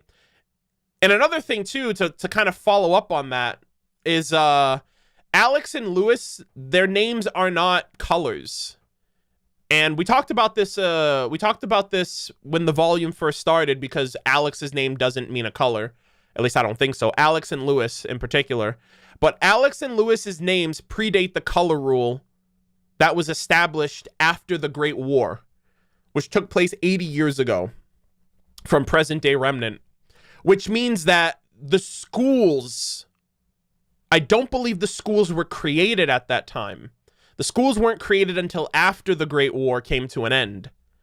Which means that if these portals existed in the open world before the schools were built around them, it could lend credibility to the fact that they just happened to fall through one of these portals that led them to the ever after before that happened.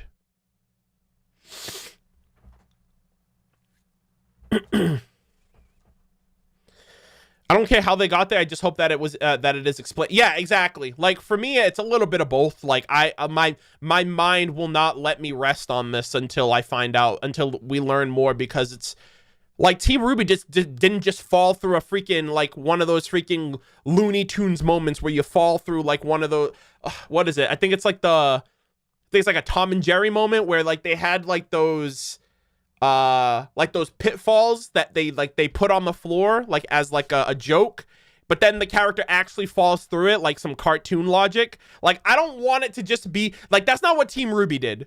They had to get a freaking magical relic, rip a hole through space-time to connect different locations across the world, and they fell through that middle point, and that's how they got there.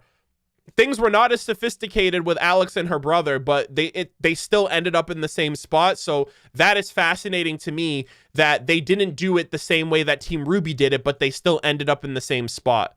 So the color rule, yeah. So for those who don't know what the color rule is, in RWBY, like when you're making a character or a team name, like when you're making a character, or like the philosophy of making a character for RWBY is that the character's name has to follow the color rule, which is their name means a color, their name makes you think of a color, their name, what is it? It makes you think of a color, it is a color, it sounds like a color, and there's another rule that I can't remember. But those are the four like principles of character creations within RWBY. And in volume 2, that was like one of like Monty's like the four pillars of how they created characters for the show. And in volume 2, they made the color rule applicable to the lore of the show. So when you think about, oh, all these characters' names mean colors, why is that the case? The meta of it is that's Monty's rule that he gave to the show, but the meta in the show is that after the Great War, which was a war based on like the expression of art and, you know, individuality, as a rebellion, as like a rebellious attempt, people started naming their children after colors. So it kind of follows an in-universe, like the in-universe lore, and it applies to real life for anyone that wants to make OCs. So Alex and Lewis's name and Salem's name and Ozma's name, they don't pertain to that trend, which means that predates when that trend happened in the lore, in the world of Remnant. So That's what the color rule establishes, and that's how you can kind of understand how old somebody is based on, does their name mean a color? And if it doesn't mean a color, it's because they were born before that time. Yeah, like the shopkeep. You saying the shopkeeper's like 90 years old?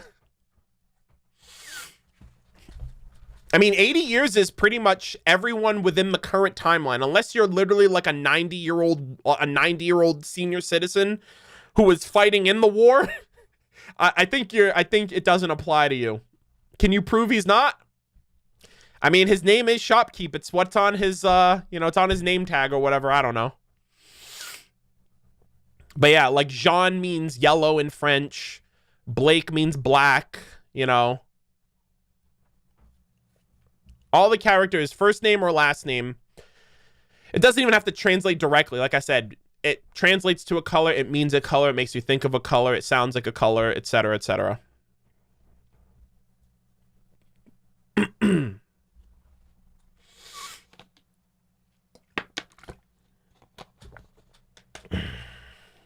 Zwei isn't named after a color. LMFA. Hey, Zwei's not a person. Zwei is a reference to Cowboy Bebop, if I'm not mistaken. Zwei is a reference to Ein, who was the dog in Cowboy Bebop, if I'm not mistaken. And so Zwei means two, I believe. So, yeah. So I think that's a nice trade-off.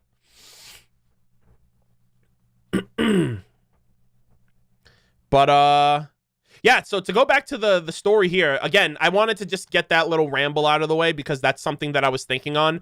I wish Jaune just asked them, because they told him, they were like, oh, they're two siblings from Remnant, and he was like, oh, I told them I was from there too, and I was waiting for my friends, because, I fucked around and found out with the tree of, time fruit, and I've been waiting here for the last, it's like the freaking Titanic meme, I've waited 84 years, and lo and behold, like, he went so far back that it was to, like, when these two first landed, which was before, like, he's not even born in Remnant at that time. You know what I mean? Like, that's some crazy shit. Like, Jaune doesn't exist on Remnant at the time that these two fell. At least I think so. Like, at this point, if the story wasn't made into a book and then, yeah. So, like, the question, too, I'm wondering is Alex still alive? Whoever made it out of the Ever After, because I have suspicions that it might have actually been Lewis that made it out and not Alex. I feel like it's a little too on the nose that Lewis was like this unknown entity until now, but we're supposed to believe that everything else played out the same way. You know what I mean? Like, we didn't know Alex's brother existed, but now we're supposed to believe that Alex's brother just died off and was still never a factor after the fact. No one knows what happened to them two. Only them two know what happened. So yeah. So this is the kind of, from Jaune's perspective, the experiences that were had between him and the two siblings. So he played the role of the Rested Knight. He took them on places in the book that weren't even like a part of the book from what he remembers reading. And something happened with the herbalist. The herbalist hotboxed them too, and I think similar to how RWBY, Weiss, Blake, and Yang were all confronted with versions of themselves, past versions of themselves, maybe something happened with Alex that made her drastically change who in that moment, she decided to be something else. Because I can only assume that that's what the parallel is, because she experienced something that Team RWBY experienced, and she had a run-in with the herbalist, and so, like, Jaune even says after, he doesn't know what he said to her or what happened in that moment, but clearly a form of ascension happened. Not necessarily ascension, but a form of identity shift happened. And the herbalist is literally, like, terrible at his job, because the man's now 2 for 2. He did it with Alex, and now he attempted to do it with Team RWBY. And it's like, what the fuck? Like, third time's the charm? Are you going to get it right? Like, what's going on here? And, yeah, like, another thing, too, that I want to express here is the cat. The cat is just so content with everything happening right now.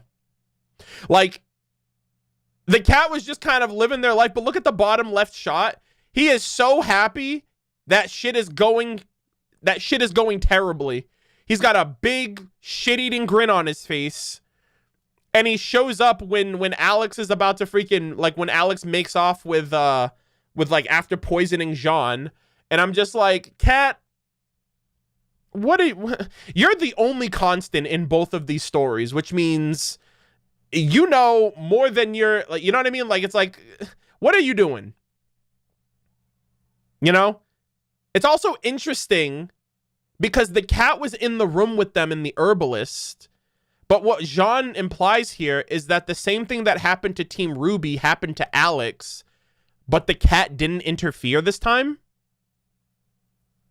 You know what I mean? Like, last time the cat prevented RWBY from changing. But it looks like it happened with Alex, and the cat was right there with... The cat was actually with them in that one shot, if that's to be believed. So it's kind of like, why did the cat let things happen with Alex, but was so hell-bent on making sure that it didn't happen with RWBY? And again, we can't necessarily... And this is... like, I have to actually catch myself right here, too, because I'm kind of going a little bit... I'm like... I don't know what the word is. I'm kind of applying too much of the story when we don't know. I don't even know if Jaune truly knows.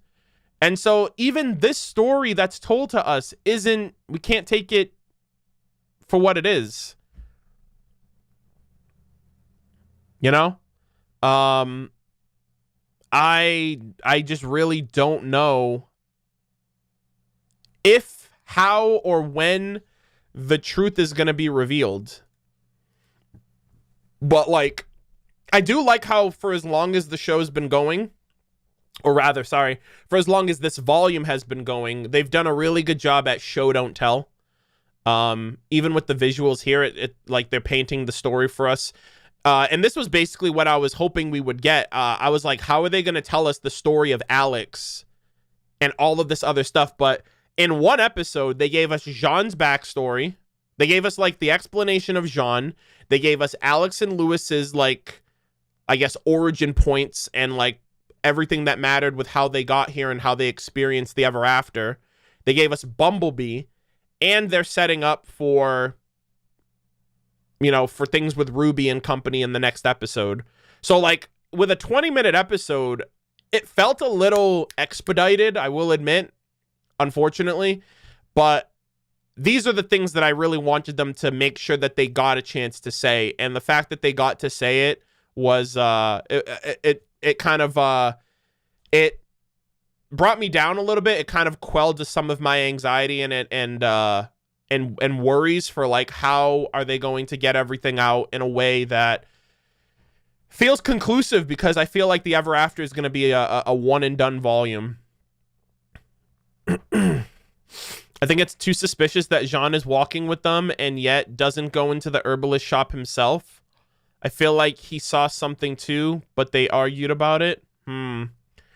Yeah, I could...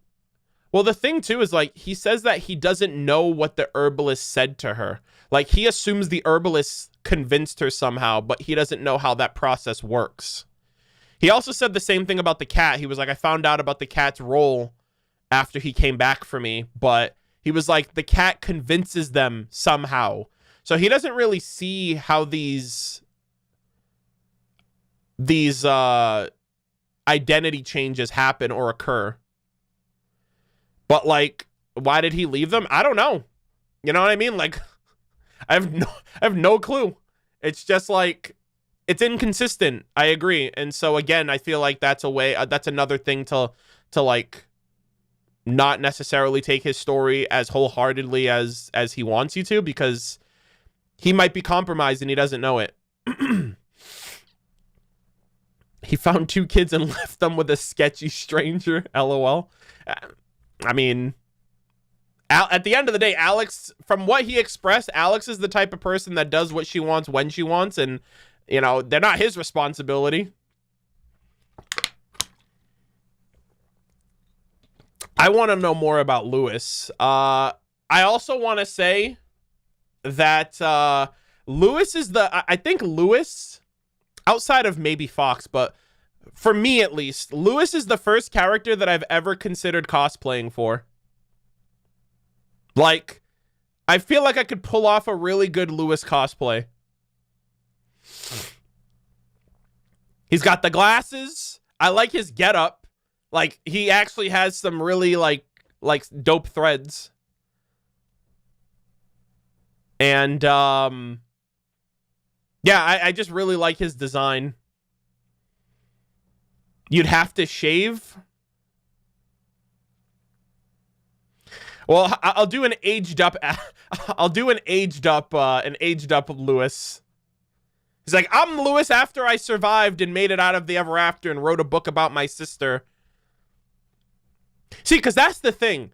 The implication here, Jaune's assuming the worst of the cat without having any, and I said that in my reaction too. Like, he was like, oh, because Alex and Lewis both made it out, both went to the tree, and only one of them made it back to our world. It's like, so where's your evidence to suggest that, like, one of them was one of them was fed to, like, you know what I mean? Like, he doesn't have the answer. How do you know Lewis didn't make it out and Alex got fed to the tree?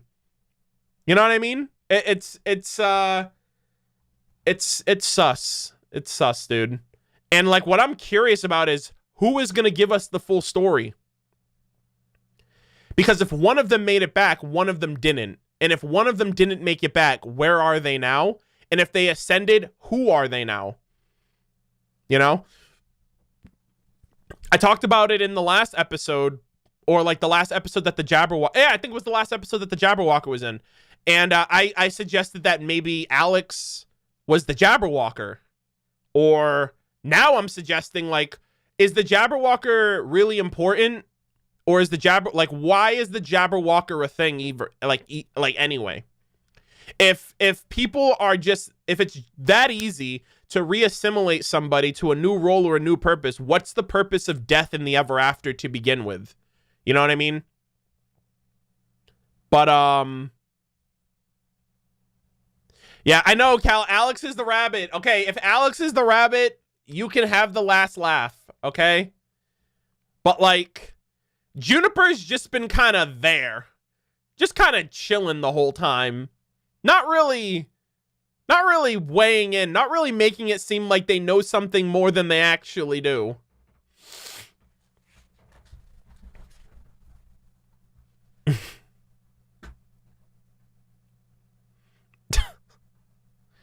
Oh, boy. Zach Feifel, thank you for the $20 super chat. I think that the gods are located at the tree and we will get answers from them. That'd be fucking weird.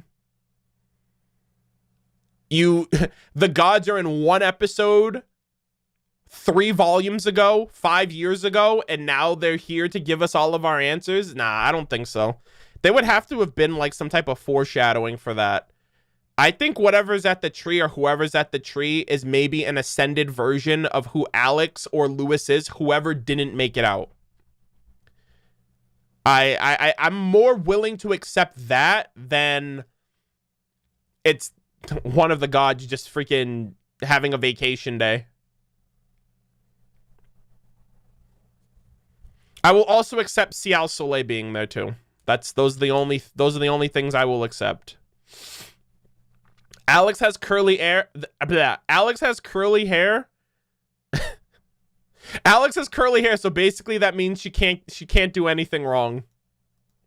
Damn. That sounds a little biased. Hey, Ciel is the god of the people, okay? That's all I'm saying. All right, put some respect on her name. Anyways, let's carry on here. Okay, so this transitions to the next part of the conversation that they had. My heart fucking dropped when I saw Jaune's younger self. Again, it's like, bro, you literally got your life. That's your life right there. He's like, he's just thinking on what he once was. His life is just, it's just gone.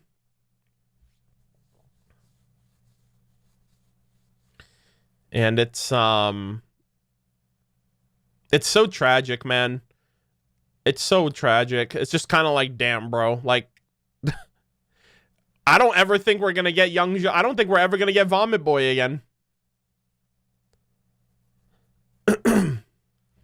Another thing, too, that I really liked, again, which is kind of causing more and more of a conversation about who you should be putting your, like, not faith into, but ultimately just not really trusting wholeheartedly anyone's perspective, because at the end of the day, no one has all of the information, so you don't want to, like, follow in their footsteps and potentially make the same mistakes they made. But I do like on the top right corner, the divide that's being expressed between Jaune and Weiss and RWBY, of like Jaune's thinking about it one way, whereas RWBY and Weiss are a little bit more reserved and more willing to ask questions and verify Jaune's perspective and know for certain what he thinks and why he thinks it. I do appreciate that RWBY was like, how can you be certain? And then Jaune gives a reason that's not exactly airtight. You know, he's like, she was like, okay, Alex betrayed you, but what's your beef with the cat? And he's like, well, you know, the cat basically manipulates people. He tells them what he convinces them that they need his help, and then he changes them, and it's manipulation. And I can understand if this was Remnant, I can understand that. But this is a world that he is not a part of. And it's like, it's almost like he's applying a normal way of thinking to the nature of the Ever After, which I feel like those two things aren't necessarily compatible. If the world functions in a certain way, you are the foreigner. You are the one that needs to you know what I mean? It's like, when in Rome, do what the Romans do. You are in the Ever After, so you cannot apply your logic of how things work here and justify it as good or bad. At least I don't think so. It's easy to look at Hawker's situation and be like, well, he's bad because he did that thing. But, well, first off, that's the Jabberwocker's fault. I get that it's also like the cat put him in that position, but I don't know. It's very nuanced. It's not like the cat is just doing random shit to be an asshole. You know? And so I just feel like there's a lot of nuance with the Ever After and the creatures of the Ever After, and I feel like it's easy for us to apply it as humans from an emotional standpoint, or from the perspective of like, how would we feel about this if it happened in real life? Like, I guess at the end of the day, these are all life forms, right? It's a life regardless of how it lives. It walks, it talks, it feels, it expresses, and so it should be treated all the same regardless of when or where it comes from. But yeah, from Jaune's perspective, he just sees it as something that is manipulative and is no different than someone taking advantage or twisting, you know, gaslighting someone. And they even ask him, they're like, how can you be certain that the cat is doing X, Y, and Z a certain type of way based on what you said? And his answer doesn't really make it all that more believable to kind of be on his side. He's like, because both of them went to the tree and only one of them made it back. But it's like, okay, well, if you don't know what happened, how can you say for sure that your feelings are not misplaced? Like, anything could have happened at that point, and you're going off of an assumption because you lack information. I'm not saying that Jaune is wrong for feeling this way. I'm saying that, you know, imagine it turns out that it wasn't what Jaune thought it was. You know, there's only so much good that can come from assuming. And you know, to some extent, maybe it's better to expect the worst, and then if it's not the worst, you can kind of backpedal and, you know, give it the benefit of the doubt. But I don't know. I do understand why Jaune feels this way. I don't think it's necessarily healthy for him to feel this way and to like really tunnel vision on his perspective. But with him being here for so long, I can't necessarily expect him to unlearn that behavior, because that's what has led him to be able to survive this long by himself, with nobody else. And he found a companion, thank God. But even then, he's had, you know what I mean? Like, as a social human creature, you know, that's going to lead him to double down and even triple down on his ideals. And like, that's what has led him to survive for so long. But I do like how RWBY is questioning things. You know what I mean? She's still apprehensive. They're still apprehensive about, like, Jaune. And I think that's important, because as much as I love Jaune, he's not 100% reliable. Neither is the cat. No one is. Everyone has bits and pieces. And like I said, the only way you're going to know the full story is from the horse's mouth. And we don't even know what happened to either of them. We don't know if Alex sacrificed herself for her brother to get out, and so her brother made a fairy tale story based on the experiences of the ever after with his sister, and he wrote himself out of the book because he is the author. Fun fact, by the way, Lewis's name is based on Lewis Carroll, who is the author of Alice in Wonderland. So that would also that would be like a double reference if Lewis actually wrote the book in Remnant and based it on his sister as like a memoir, if she did sacrifice herself for her brother. I assume she's the older one. So and if she was the older sibling, it would make even more sense for her to sacrifice herself for her younger brother. And so if it turns out that that is the fact, that they are like that, the role was reversed, and the story that they were told in Remnant is the narrative that they've been going with this entire time, it would make a lot of sense to have these expectations and assumptions of Alex, who is the protagonist. But why would the protagonist, you know what I mean? Because that's a self-insert at that point. Why would she write herself into a fairy tale? You know what I mean? Like, I don't know if authors typically do that, but like, I would assume that it would make more sense for them to write a character into that story and not necessarily themselves. Otherwise, it's just an autobiography at that point, which I guess Alex and Lewis experienced the same thing, but I feel like it would have much more of an impact if the big twist was that it was Lewis, in fact, that made it out and Alex didn't. And despite how the story portrayed Alex, she actually did things differently in the reality of the story, that contradicts what the fairy tale said about her. So even then, the fairy tale book isn't a reliable source. The cat isn't a reliable source. Jaune isn't a reliable source. The only person that is whoever lived to tell the tale, you know?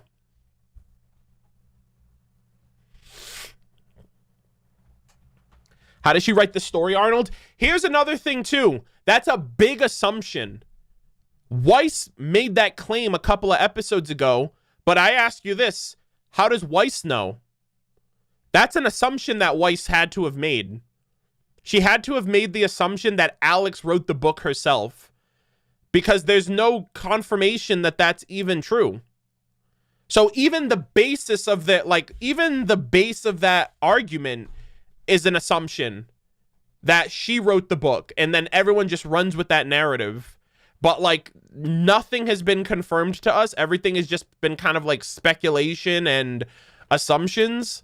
And so I think they just assumed that Alex wrote the book, because it's like, who else would write about the story of the Ever After? You would have had to have been in the Ever After. And so they assumed it was Alex because Lewis was never a part of the story.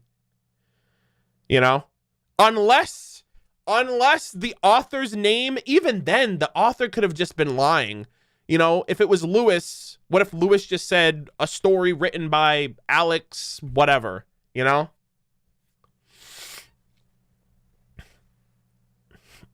He could have written, they could have written it under like a pen name. You know, it's not necessarily, like, it's not uncommon for authors to not write their actual names, especially for a fairy tale. I don't know. I thought she just said that to please the cat. Well, ever since Weiss has said that, that has been the leading, that's been like the foundation of a lot of people's theories and like assumptions of Alex's story. Like everyone's like, Alex wrote the book, Alex wrote the book. And the reason why everyone says that is because Weiss said that in the episode, and like that's just been the running narrative. But Weiss is only saying that because the assumption is like, who else would have written the book but the person who came to the ever after? But that was also based on the knowledge that they didn't, that was also based on the lack of knowledge that they didn't know that Lewis was a thing because they weren't in the book. So that just kind of throws that just kind of dismantles everything the further you go with it. Zach Feifel, thank you for the $10 super chat. He took his sister's identity through the use of the tree. I don't know.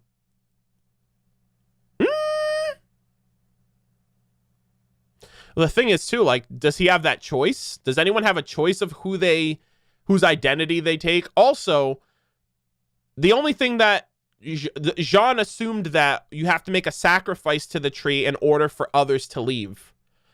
So the Jean could just have it backwards. Alex could have sacrificed herself and Lewis made it out. But because the assumption is that Alex wrote the book, that's why they think that Alex sacrificed her brother and made it out, which is so barbaric of a thing to think of. Like, to be like, Alex was that shitty of a person that she essentially killed her own brother to make it out. These were kids. You know what I mean? I can understand, like, the sister being, like, a little rowdy, a little confident, arrogant, self-centered. Like, kids are little shits at the end of the day. Like, no matter how you dice it, like, kids will be kids. You know what I mean? But she wasn't a cruel-hearted monster. You know what I mean? And to base it off of, like, yeah, she killed her brother to make it back to Remnant. What the hell was she so, like, adamant about getting back to Remnant for? Remnant was a shitty place to be back then. You know what I mean? Like, and then on top of that, you go back to the ever after killing your, like, how do you explain that to anybody? You know? That's another great thing I would love to know. How did they explain where their sibling was to their fucking parents when they got back home? You know? There's just so much shit. Oh, God, man. I want to know so much.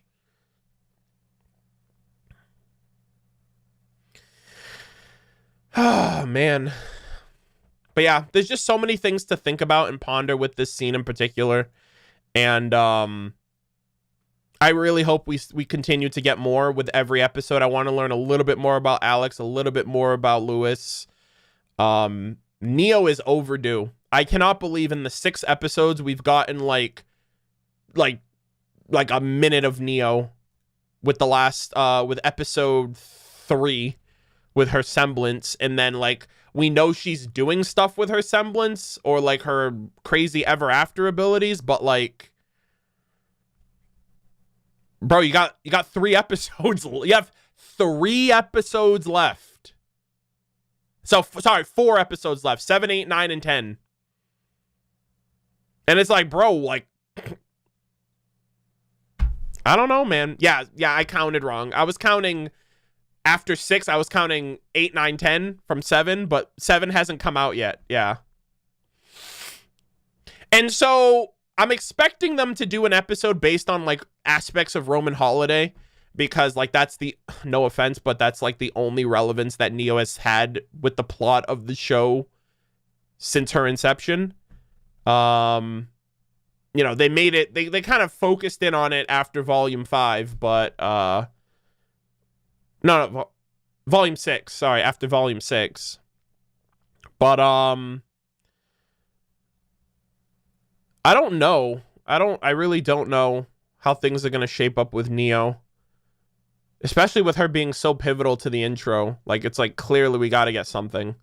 But this is neither here nor there. Neo's time will hopefully come. We're going to put that ice cream in the freezer for now, because things are starting to heat up. We're finally here. The pinnacle of the episode, I would say. I loved how this played out. I didn't have a horse in this race, you know, the shipping race, if you will. It's kind of crazy when you think about it too. Renora happened in Volume 8. Bumblebee happened in Volume 9. It's kind of like after years of buildup, they're kind of committing to a lot of these long-standing character relationships that I feel like I couldn't have pictured this happening in Remnant. Like, again, the Ever After is the fucking well, yeah, I know Renora. No. Here's the thing, chat. The kiss between Ren and Nora was spontaneous, but it was like, it happened, and then it was just kind of like, we got to put a pin in this. It really became solidified in Volume 8. That's my perspective, at least, but that's besides the point. I know the kiss happened in 7, but, you know, the circumstances were important for that, too. But yeah, I think the Ever After is a major component of what brought this all together. Because if the Ever After didn't exist, they would still be harboring feelings for each other without saying it. Like, I feel like the Ever After is a manifestation of the fandom basically saying, all right, you guys need to do this now. Like, it's been long enough. Y'all have had the feelings for each other. Y'all have wanted to say this to each other. And we're not leaving this spot until you two say it. You know? Another reason why I feel like it had to happen this volume, it had to happen here, is based on what they said in their RWBY roundtable discussion for episode 1, which is like they wanted to focus on developing Team RWBY, and they had like a lot of like internal affairs that they wanted to express with the characters, but you can't really do character development and core plot at the same time because it kind of conflicts, and one thing will take away from another thing. So the only alternative is to do this kind of like fairy tale, lore-based, character-based volume, which kind of gives us the best of both worlds. It explains like a fairy tale aspect of Remnant with the Ever After and Alex and the girl who fell through the world and the lessons that story taught and how Espen talked about it, and potentially this also having certain implications for what they learn and what they take and the lessons that they take with them when they go back to the real world. But also, it gives us a chance to explore the characters internally. Weiss, Blake, and Yang being like doubling down and being so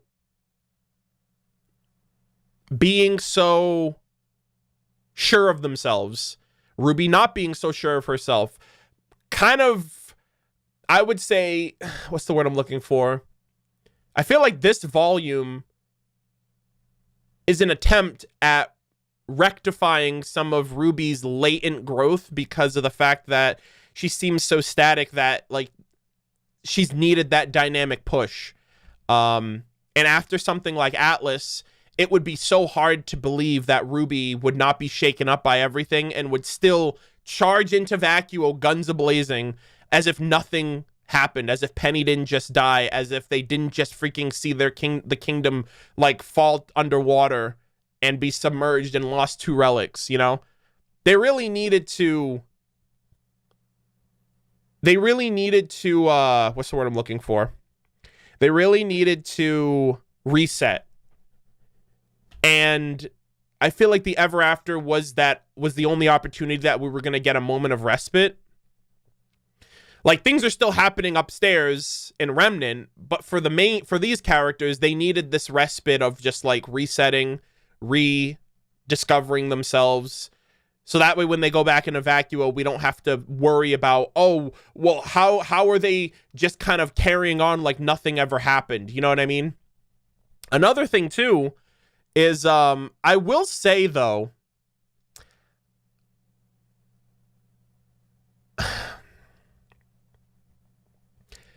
I feel like the confession happening here is also a testament to that same statement that I said, which is like, if Bumblebee didn't happen during the Ever After, I don't know if or when it would have happened again. I don't know when there would have been a better opportunity for that. And with the volume already being this short see, I want to express this too. Their relationship doesn't end at I love you. I actually think it's the opposite. I think this is where it's going to start.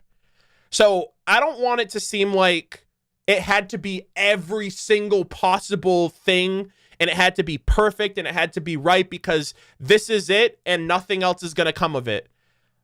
I think it's actually the opposite, but I wonder if the fact that these two were forced into the situation by the Ever After, I wonder, I'm just curious as to like how this would have happened naturally, because, you know, from their perspective too, it seems like it was forced because they waited too long. You know what I mean? It's like, we both know how we feel about each other. Why are we still pretending like why are we still pretending like we don't know what we want to say?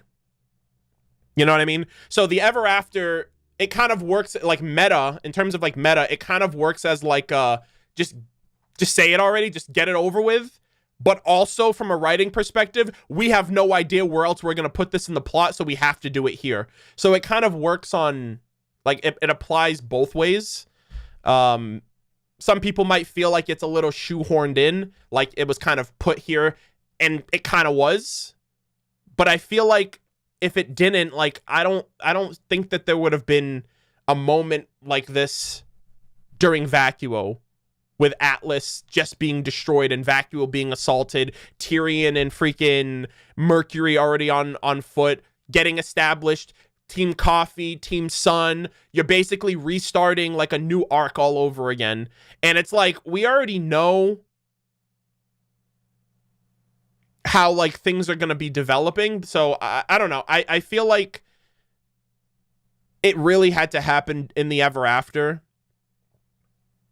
And I like how I like the nature in which and how it happened. Like how at first they didn't realize like, oh, okay, we're both kind of like stranded out here on our own. We got this middle platform, and they're just naturally talking to each other. Oh, I'll feel a lot better once we're both on that platform. And it's like, it's a compliment to her. She wants to be on the platform with Yang.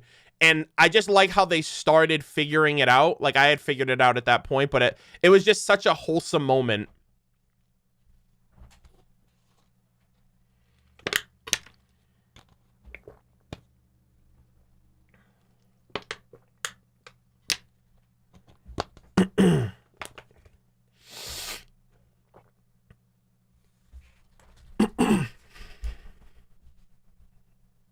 Yeah. So, and then like she's talking about like, you got a good brain. It's like, all right, Yang.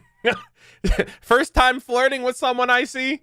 It was cute. It was great. Oh my God. Shout out to Casey. Shout out to Casey, man. When the music started coming in, it felt so good. It was like, oh my God. I was getting like little lump in my throat. I was like, oh shit, this is actually happening. The music was really, really good. And they're I don't know, it was just so wholesome. I really, really appreciated how they put it together. And again, this is from someone that like shipping has never really been something that has kind of like, I can acknowledge it. Right? Like if character A and character B have a thing for each other, obviously that's going to apply to how I see those characters interact in the future and whatnot. But I'm not like, I didn't really have like a vetted interest in any of the ships that have happened in the show for like what it means to me on a deeper level. So when I tell you that it was great seeing how something that has felt like it's been going on forever, that you always hoped for, but you couldn't believe it until you saw it. Like seeing that response from people this weekend, despite people having an issue with it, you know, that's going to happen no matter what. But it was something that I felt like was really great to just kind of, it kind of overtook any type of anything else that was really happening, or any other conversations. It was just really nice to see a lot of people have their patience be rewarded, I guess. You know, and so, yeah. And again, too, like, this is like RWBY's take on a relationship between two characters, two women that have grown and who have developed and who have gone through hating each other when they first met. I'm not gonna say they're like, not like on some like enemies to lovers, but these two were like annoyed with each other. It's like, yeah, this girl's a lost cause. Yeah, get out of my face. Like, let me read my book in silence. And like, they went through the struggles of not really trusting each other, resenting each other for leaving them. You know, they reconciled, they tried to move forward. I really think what solidified it was like their shared pain of Beacon, and how each one of them kind of lost something as a result of Adam's influence, and that brought them closer without a doubt. Yeah, she's a lost cause to I love you, exactly. Like, and it's so crazy to think about that was almost 10 years ago. I mean, when you think about it, it was pretty much from the jump of Red Like Roses, right? Black, the beast descends from shadows. Yellow, beauty burns gold. And you know, even Aaron, and I haven't watched it yet. I haven't seen the new season of Always Open, but I did see like the clip that's going around where like Barbara and Aaron pretty much confirmed that they have known about this since the show started. That like they didn't know how they would get there, but they knew that their characters would eventually fall in love with each other. And it wasn't about the destination as much as I think as it was about the journey. It's one thing to know how something's going to happen. Like it's like the Volume 3 Cinder thing. It's like, just because you know how a story ends doesn't make it any less interesting to watch, right?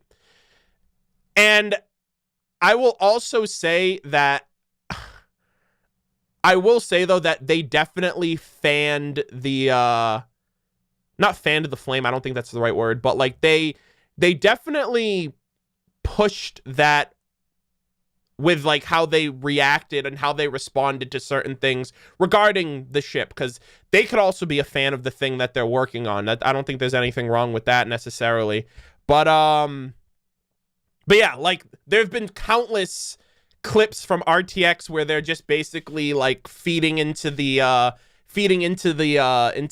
ship and into their interest in it. And Aaron also was like, I don't think I've been doing a really good job about being subtle about it. And it's like, well, how can you? You know it's coming. You just don't know when or how. So, and like, I love how Aaron also mentions like the first live stream that they did, like the table read live stream that they did with Monty and them, and how like they pretty much leaked that. She's like, can I say that Blake and Yang are lesbians? And Carrie was like, Miles was like, absolutely not. And then Carrie was like, not yet. You know what I mean? And they didn't even know they were live. That was when live streams were fucking scuffed back in the day, like in 2012, 2013. So like stuff like that just kind of makes me personally, it makes me see that this was something that may have kind of deviated in terms of how they wanted to. There's no fucking way that they said to themselves in Volume 1, yeah, Blake and Yang are going to confess their love to each other 10 years from now in the Ever After plot that we have written for the show. Like, clearly they didn't know where the show was going to go back then. They didn't even know if it was going to be successful based on what they did with Red versus Blue. And even then, it probably would have just been within their community. But it became a worldwide hit. And yeah, like, I just think that it's very clear to me, at least, that this was always in the cards. it wasn't a matter of if, it was a matter of when. And regardless of how the perspective is shared between like how Blake feels about Sun or whatever, I always felt like Sun was there for Blake and not there for a relationship. Even if the school setting kind of told the different story, there is no problem with having multiple suitors or people that show interest, but it's really on who Blake chose to be with at the end of the day. That, and personally, the person that is her teammate, the person that is with her more than anyone, the person that has had the conflict and the resolution and the reconciliation that these two have had, has felt more believable to me than anything else that she's been with, like whether it's Adam, Sun, Ilya, whatever. I can't speak for anyone else, but I've also had my own personal grievances with shipping in general. Bumblebee just happens to be the biggest ship in RWBY, so I've had my own personal points of contention with it from people who are a little too who have expressed being a little too aggressive about it, and like at the time where I didn't really know how to react to shipping, or like if you said something you were upsetting another group of people and so on and so forth. So I've definitely mellowed out as I gotten older. I was I was around with Volume 1 doing reviews and discussions, and I've found, and over time it's just kind of like it's a show. You know what I mean? It's a show and it's characters, and it means something different to different people. And I'm just happy that it happened finally. I'm more interested now to see where it goes from here. And at least for this episode, it was great to just see, like, it almost felt like the end of an era. You know what I mean? It's kind of like, where were you before Blake and Yang became official? You know what I mean? Because I feel like we've been living that life for the past 10 years of like, when will it happen? Will it happen? How will it happen? And now that it's here, it's just kind of like, we're all kind of like forever changed. So, I loved it. I loved how the scenario called for them to be forced to say the things that they've never said to the person that means the most to them. And it's also interesting how little they've said throughout the show. You see the little blushes here and there. You see like the reaching out for the hand holding. You see the cute compliments. There's been a lot of like body language that shows like that they clearly are interested in each other more than it appears on the surface. But communication is key, and that's the one thing that they've never really expressed, is like saying how they feel instead of it just being implied. So yeah, I loved how they did it. I loved how and I loved that scene too right there, like where Yang was like, I know what I want to say, but I don't know if I want to say it. And the ever after is literally like, what I just say to you? You gotta commit, no bullshitting, like be vulnerable. And it makes a lot of sense for both of them, because I feel like they've been hurt by different things in their life, and they just don't want that to get in the way, or they don't want that to ruin what they want to have with each other. At least for me, the way that I see it from Yang's perspective is like, this is giving yourself to somebody opens you up to being hurt by that person. And Yang has been hurt in different ways, whether it be from Blake running away initially, to her mother and not really reconciling that, or like having that be something that she's never been able to truly resolve. And from Blake's perspective, falling for someone like Adam, who pretty much became like the worst thing to ever happen to her. And I actually think that Blake was more committed to this than Yang was. So the ever after, the true MVP. Massive shout out to Casey with the music. I loved the shot here when they said I love you, and like that divide edit where it just brought them together. I didn't realize that that's how they were gonna bring them. I was like, okay, well, is the bridge gonna be fully formed and then they run to each other and embrace? But I actually loved how they did that. It was so well done. The clouds clearing, the color palettes of the sky, they're kind of like representing both characters' colors. Yeah, oh my god, people have been I mean this with the utmost level of respect, but Bumblebee shippers are a different breed, dude. I have been seeing so many like cross-examination, like hyper-focused like breakdowns of this scene from the body language to noticing how like one character is responding a certain way compared to the other, like how like the characters are like the eye contact, where their eyes are looking, the pulling in of how Yang pulls in on Blake, and I'm just like, Jesus. It's okay, Arnold, you can at me. I mean, there's a lot of people. There's like I'm just like, holy shit.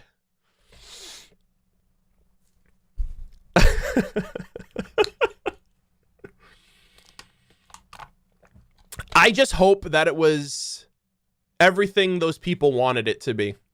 You know?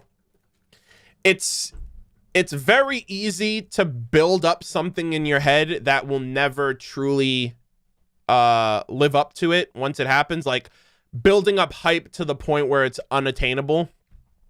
And even if it wasn't, I hope this was like a pleasant approach to something that people were waiting for a really, really, really long time. Some people still can't believe it, and it's been like a week, you know? And it's one of those things that I really feel like is going to be forever talked about, you know? It's so funny that every so often I still hear conversations about Adam, and it's like, bro, Volume 6 was 4 years ago. So I feel like something like this is going to be talked about forever. Like, I genuinely think that this is... I don't know if it's what's the word I'm looking for? I don't know if it's overconfident to say, but I struggle to think of something bigger that has happened in the show than this, or as much as this.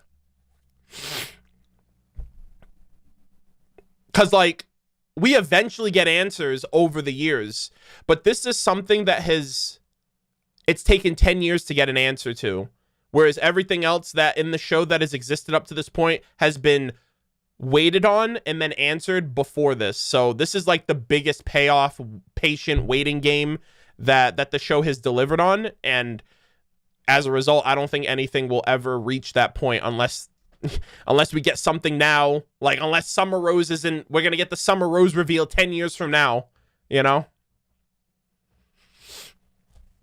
But yeah, Julia Spite, thank you so much for the $20 super chat.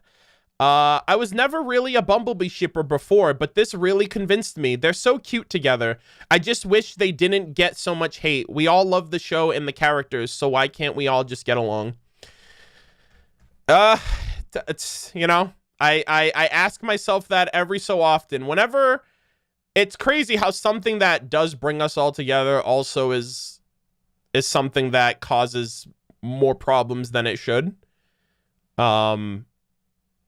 I feel like a lot of people are online a little too much, and they want to be heard a little too much. But yeah, I mean, I try my best to just, especially the older I've gotten, I've tried my best to not entertain those type of people or those type of conversations. Every so often I will express myself because, like, you know, I feel like I'm just as valid in my feelings and my opinions as anybody else, but I try not to lose sight of like what I'm trying to express, or I'm not trying to lose sight with like why I like the show and why I got into it and why I continue to cover it and talk about it. It's not to like start drama, and it's definitely not to get caught up in shouting matches online, you know? I'm here to just talk about a show that I've been watching for years that brings me a lot of joy, and that I can share that with other people. Phil Swift. Phil Swift. Phil Swift. Thank you for the $5 super chat. I want Sun to just start hitting the gym and working out his pain and come back so he can end up throwing hands with Salem all by himself. I want to see Sun's nunchucks again. And with us going to Vacuo in the next arc, I still can't get over that it took 5 years for us to see Sun's gunchucks after Volume 3. Right? From Volume 3, it took us to Volume 5, 5 years to get Sun's gunchucks. And even then, they were shown just as briefly as they were back in Volume 1. So with Team Sun potentially being in Vacuo during the Vacuo arc, because they were in the books, I really hope that they give that man the justice he deserves. I want Sun to pop off, dude. I want Sun to be a freaking Chad. And I would also like his other characters to be characters like Scarlet and Sage, even though I feel like I know just as little about them now as I did during Volume 3. But yeah, Chad Gigason, thank you for the $5 super chat. The Ever After truly was the biggest wingman.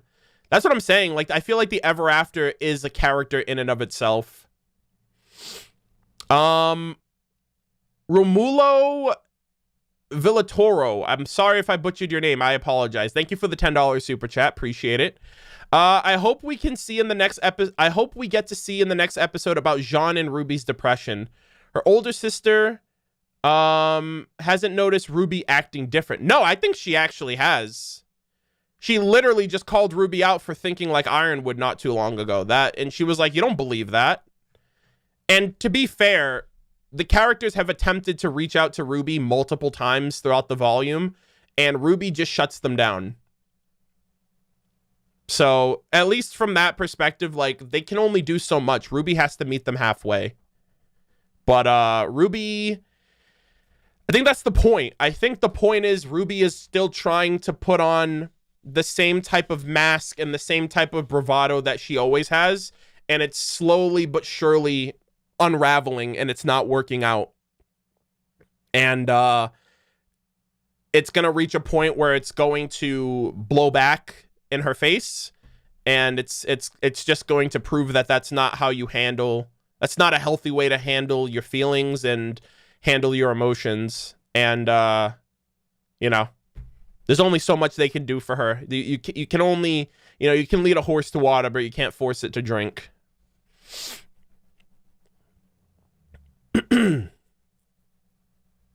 As a nunchuck person, I want to see the gunchucks back. God, man, they're so good. They're so good.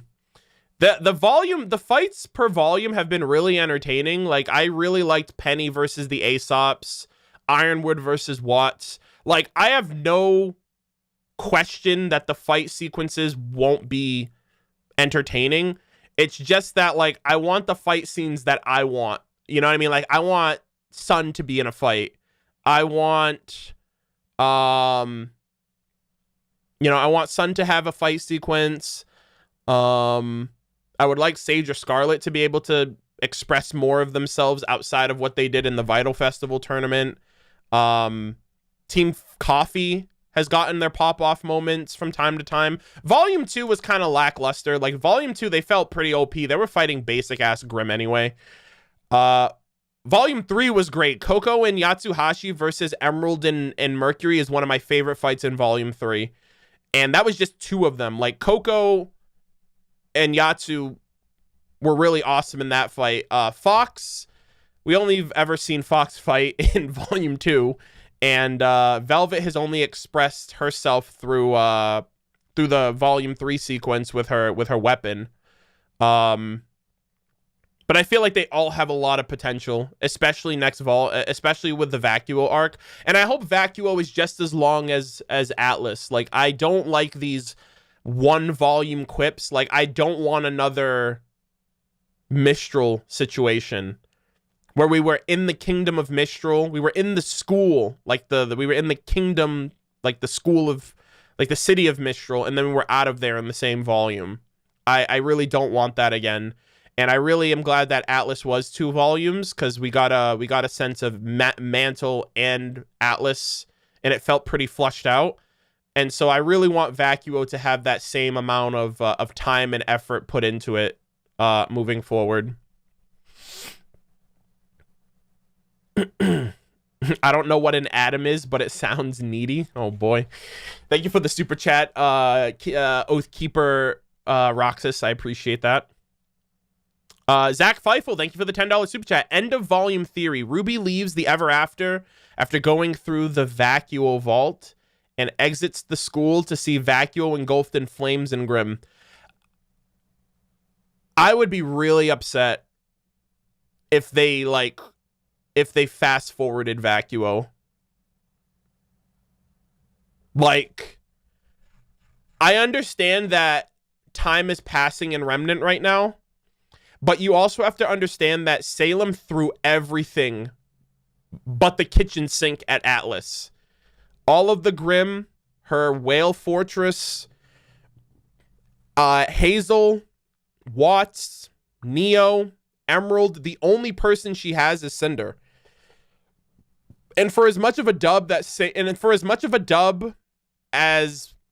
Salem has had with volume 8, I feel like recouping and figuring out your next course of action would be better than just running it down mid and running it to the next vault immediately.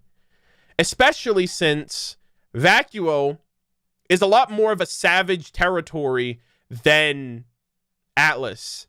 Atlas was just kind of like they were pretty much like they felt like they were untouchable.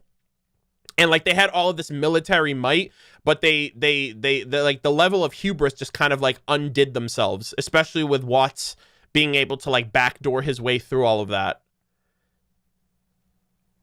I feel like Vacuo is going to be a bit more challenging to kind of brute force your way into. Especially since they have to track down the Maiden. They have to kind of figure out the structure of the kingdom itself with the headmaster, where the vault is, how to access the vault. And like they have all these other characters like Team Sun, Team Coffee that need, I feel like they need their due diligence as well. Like it would feel incredibly unfair to go to to go to Atlas and flush out Penny and flush out the Aesops and introduce new characters like Robin Hill and the Schnee family and do all of this other like nitty-gritty work for those characters and for those volumes to feel fulfilled, only to speedrun Vacuo and just say fuck you to everything that they built up. Especially since the books kind of lay a really solid foundation that they can build upon. Like the book did a lot of the heavy lifting in terms of like setting up the foundations of what they can just build upon when they actually start the volume. And so I really wouldn't like that. I'd actually be really pissed off if they did that. If they just, you go to Vacuo and it's already on fire. Unless they did, and I don't know how people would feel about this, unless the finale of this volume is they go into the portal and they're in Vacuo and Vacuo is on fire. And then volume 10 is a meanwhile volume, which is everything that was happening in Vacuo. Like volume 10 and 11 could be everything that was happening in Vacuo while Team RWBY and company was in the Ever After. Because then Team RWBY is removed and it's basically, I don't know who would take center stage. I guess it would be Winter. It would be basically Team Ranger. It would be Ren, Nora, and Oscar would be like the main characters. But I don't know how people would feel about that either. But I don't know. You know, the main plot would be focused, but Team RWBY wouldn't be the main characters, which I don't know if how people would feel about that, because Team RWBY are the main characters and people feel like this volume is a filler volume. But then if you give them the main plot without the main characters, I feel like that would still be a problem. But I don't know. It's there are some decent ideas, and I actually would prefer the second option of, like, I would prefer, like, hey, can we get a meanwhile? Like, where are people's minds at? I actually wouldn't mind getting, like, time lapses of like Ren, Nora, Oscar, the refugees and everything like that. Like in the time that Team RWBY's been gone. Or, like, let's just say we get that same thing for volume 10, and then volume 11 is when Team RWBY jumps in, and then that's the second half of the volume. You know, because Ozpin is still there. They still need to find the maiden. They still need to connect with Theodore, you know, the headmaster of Shade. They still need to secure and make sure that the relic is okay. And, like, they have to kind of be on guard for Tyrion and Mercury and all this other stuff. So I feel like there's a lot of potential there too. I just don't want them to do a fast forward and then they don't address any of the past things. That would really piss me off. Because it's just kind of like, it feels like that would feel very concerning, like they're rushing to just get through all of the nonsense, quote unquote. So yeah, I do like that the Ever After is all of the Ever After, and they're not doing like this back and forth nonsense with like what's going on Remnant. I do like that.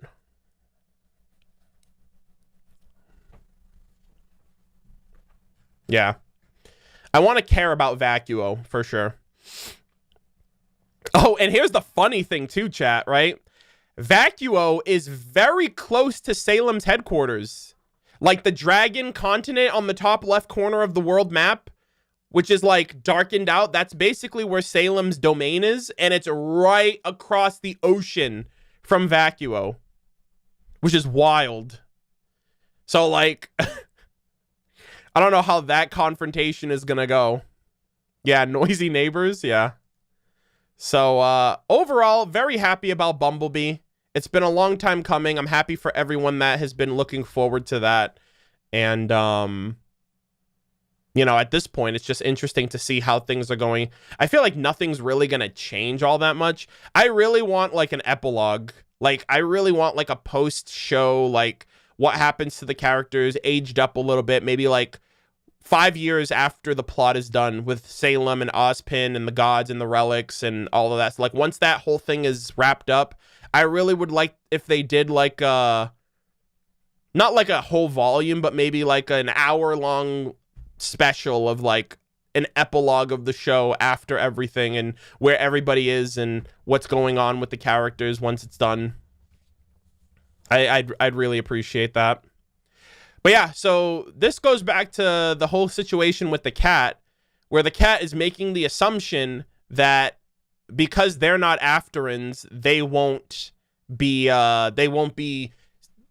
essentially like memory sacrifices for the tree. And the cat even says that Jean's like a couple of fries short of a Happy Meal. He's like, yo, this man is not all there. He's lost a little bit of his marbles. I don't know if he's completely reliable. But then they're like, well, then what happened to Alex and Lewis when you took them up to the tree? And it's like, he's like, I don't know. So it's like, if you don't know what happened to them, how can you be certain, with enough certainty to tell these people that they won't be affected by the tree when you don't have physical evidence to back that claim up? You know what I mean? Like, your word is basically your bond at that point. If you tell them nothing will happen to you without a guarantee that nothing will happen to them, you can't be upset when they start questioning your motives. And this actually kind of pissed me off a little bit. Like, none of these characters asked to go to the Ever After. None of these characters asked to be thrown into this situation. And the cat was like, she tricked me, just like all of you. Can someone explain to me how Team RWBY and company is tricking the cat right now? Like what did Team RWBY do that the cat would say, Alex tricked me, just like all of you. Like, what? Nobody guaranteed you access to Remnant. No one said that you'd be going back with them.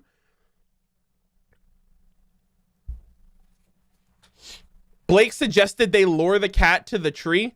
But that's like I feel like that was a transaction. That was not like we give you information, you take us to the tree. It was an unwritten it was a non-verbal like agreement between them. That was solidified based on the fact that the cat also acknowledges that he's doing that they're doing the same thing that he does. So what's the problem? You know?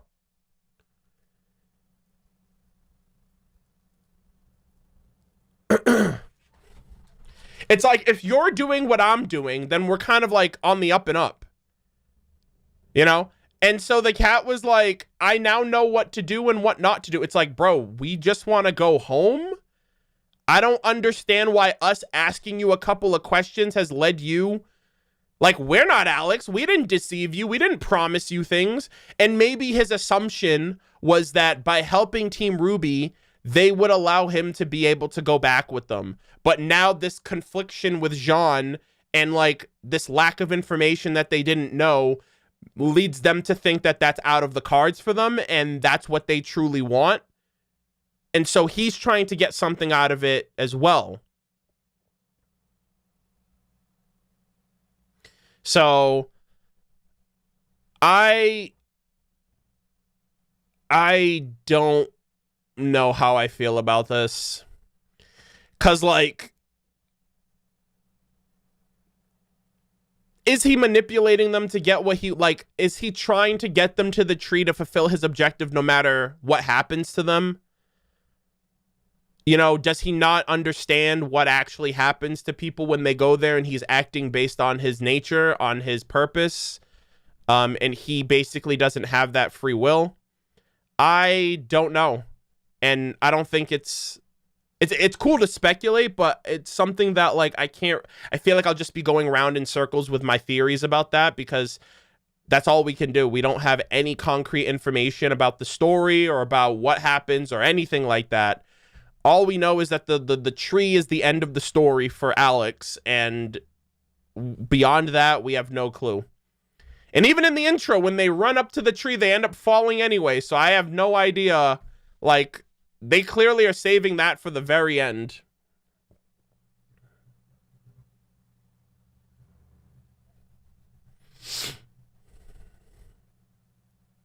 Yeah, the cat has free will. It just also has a job.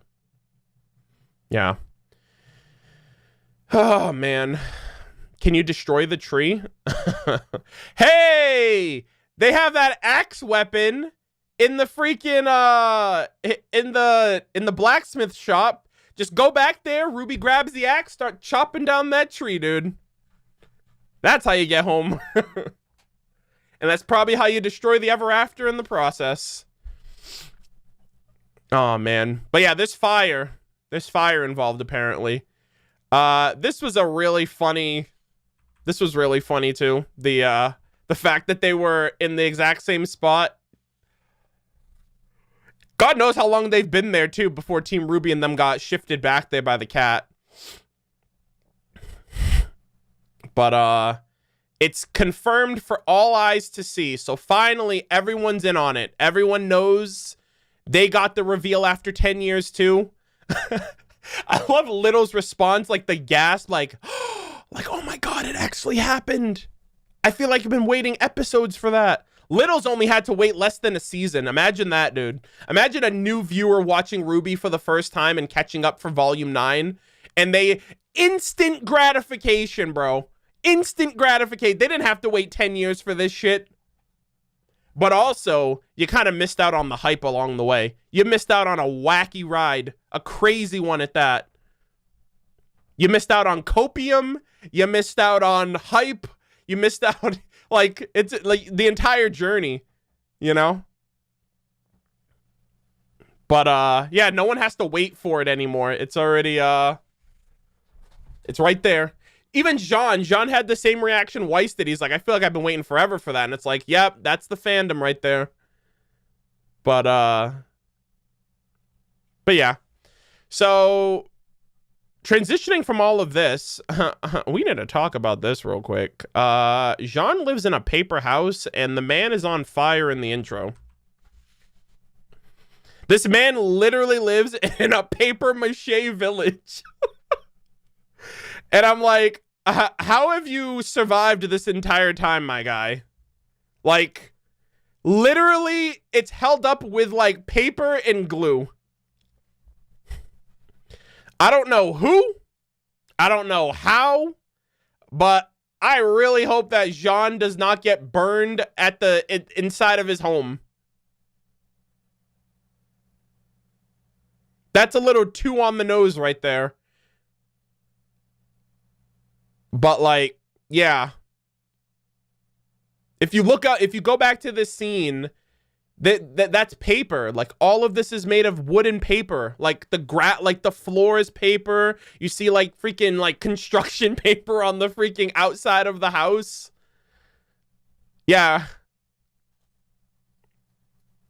It's very concerning considering how the intro is covered in fire.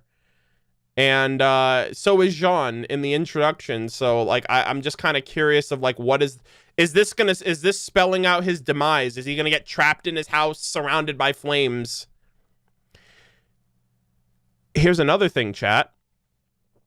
Also, really quick, kind of just want to talk about this scene right here, where, like, I want to mainly focus in on RWBY's reaction to seeing Blake and Yang embracing, like, holding hands. And she doesn't really have a reaction to it necessarily. It's just kind of like oh, so that's a thing. I almost wonder if RWBY is a little... I wonder how RWBY thinks about herself compared to her team. Like, everybody seems to be well adjusted right now. Everyone seems to kind of be good. And nobody really... Like, she has that moment with her weapon shortly after the scene where it showed, like, clearly there's, like, she's not all that great, but she's well, like, she's kind of keeping it together. But I kind of wonder how she feels about, like, Blake and Yang having each other. And, like, Weiss kind of being good, and even Weiss showing an interest in Jaune. And I wonder if she feels, I don't know. I kind of wonder what's going through her head right now. I don't want to assume that to know or whatever. I can only question, like, what her thoughts are. But the intro also does a really good job at showing how, like, everybody else is kind of on the same page. Everyone else is running forward, moving forward, like, running in stride, and RWBY is kind of dragging behind by herself. And I feel like, I wonder if this is kind of like a representation of that, where, like, Blake and Yang are, like, peak right now. Like, they are literally at the top. Weiss, she's like, give me my coffee. I'm good. I'm happy. I'm content. Meanwhile, RWBY's just kind of, like, mulling over all of the things that have recently just happened to her. And it's made even more concerning by the fact that after all of this time, just kind of being like, where the hell is this thing? Her weapon is back. Jaune has had it this entire time. It's back in her possession. And it immediately seems like she wants to reject this thing. You know, the entire volume has been kind of pushing her towards this mindset of being done with who you currently are, dismissing who you currently are, rejecting who you currently are, and becoming something else. And now, this extension of yourself, right? Your weapon is an extension of who you are. Like, this weapon is being brought back in. And it's pretty much everything that RWBY doesn't want right now. Like, she does not want the Huntress role. She does not want the Ruby Rose role. And, like, she's just like, I don't want this. What the hell? You know what I mean? And even the way she, like, closed it, she's just fucking pissed. And so, that's also very concerning. Because, like, RWBY's just not all there. and I really wonder what she's going to be like by the end of the volume, because I really feel like whatever's going to happen to her is going to have a lasting change that goes with her back to Remnant. There is no way with 4 episodes left that she's going to go through this metamorphosis. Maybe it will. If it's an entire episode, maybe. But I have a hard time believing that whatever metamorphosis she goes through is going to be reversible, and it will be reversible, but it'll also feel impactful that she went on that journey to begin with. Because it really does seem like they're building up something that is just going to get resolved by the finale. But I don't know. And then Jaune here at the end mentions his theory that Alex probably traded off her brother to the tree to go back home. Now, here's the question that I will leave off for you, chat, because we're pretty much at the end of the discussion here. If the tree, in fact, does need a sacrifice, who do you think it's going to be? Personally, I think if Jaune doesn't get killed off by some crazy fire incarnation, it'll either be Jaune or it'll be Little.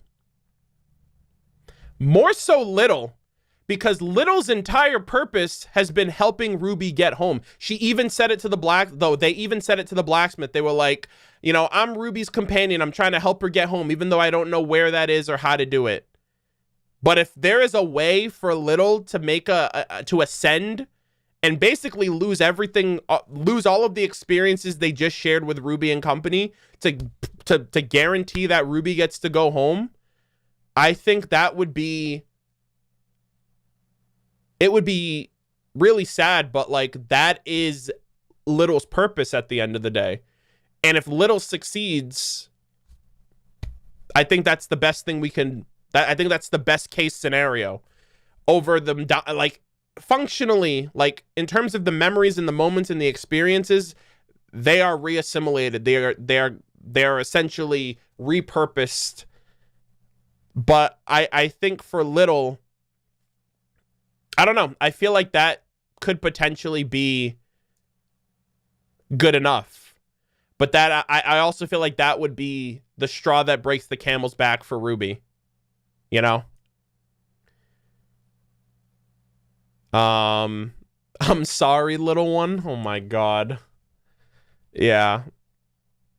When I think more about it, I could also see it working out for Jaune if Jaune feels like he has outlived his usefulness, his purpose, or whatever in the world, with him aging so much, with him being trapped here, and just feeling like he doesn't have a purpose or a place in the real world. And if someone's got to go, I feel like Jaune would be the one to want to make that sacrifice because he's lost so much already, whereas Team RWBY hasn't lost anything. They've lost a day or two. Jaune has lost decades. And so I just can't help but think about Ren and Nora, you know, to explain that entire situation to where they already thought that he was dead when he was really alive, going through that struggle by himself for that many years, and then realizing that he actually sacrificed himself this time. So it's kind of like he died twice for them. You know what I mean? Because it's like you lose hope, but then you see Team RWBY, and then you're like, well, what about Jaune? And then you have to break it to them that Jaune actually made that sacrifice. That's a very real possibility. I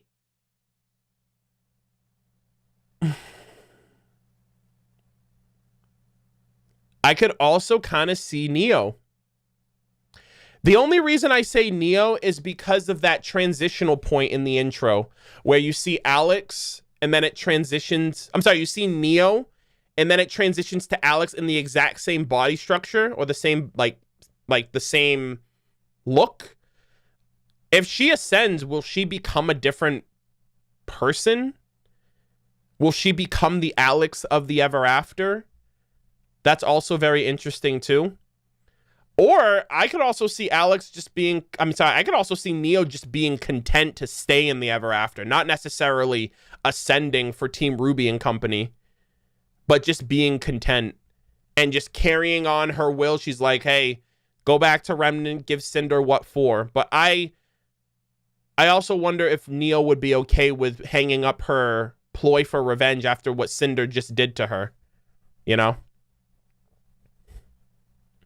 And if Neo ever did want to go back to Remnant and she needed a sacrifice for the tree, she could just sacrifice one of her clones. You know what I mean? Like, she has an easy access back to Remnant if need be, if that's actually how it works. But yeah, a lot of interesting things to ponder. I do think there's more to the story. I do think there's more to Lewis in particular. I think Lewis may have been the one that made it out, and Alex sacrificed herself for her brother to get home. And Alex wrote himself out of the story and instead created a fairy tale memoir in memory of his sister. That's why she's the protagonist. That's why she's the main character. And I don't know if the Jabberwocker is important at all, because if someone ascends, they essentially become something new. And the Jabberwocker is one of a kind. Who's to say that the Jabberwocker is not the result of a first time ever human ascending instead of an Afterin? Because the Jabberwocker is one of a kind, and humans going to the Ever After seems to be one of a kind. And so what would happen if a human ascended? I would expect the result to be very one of a kind as well, which from Jaune's perspective, there's only supposed to be one Jabberwocker. So yeah, that could essentially be an ascended version of Alex, potentially, if it's not the rabbit like Cal is constantly making us aware of. Yeah, Lewis. No. Yeah, sorry. I'm getting tongue-tied here. But yeah. And last but certainly not least, the concept art. Beautiful concept art. I love the Blake and Yang. The Bumblebee concept art was great. The music that was playing was awesome too. Again, the bottom right corner, you can see like the paper mache freaking...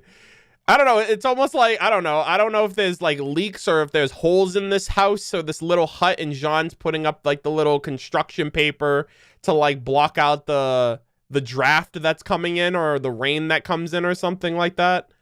But yeah, all the locale settings are great. Jaune on the beach, Team RWBY and company in like the grass plain acre, Bumblebee's confession, and Jaune's little village hut.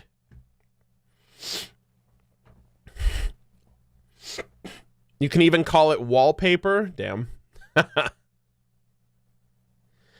But yeah, I am really expecting Neo next week, or this weekend, I should say. There's 4 episodes left. And here's another thing too, right? The cat just kind of fucked off, and Neo is kind of like running rampant, doing their own thing. So it would be interesting if the cat has a run-in with Neo, and is just like, oh, this person's interesting. This is another human.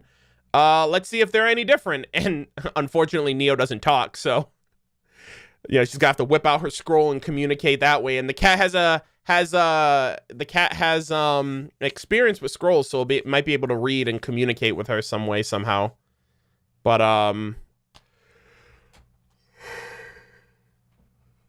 that is it, ladies and gentlemen. That is episode 6 of RWBY Volume 9.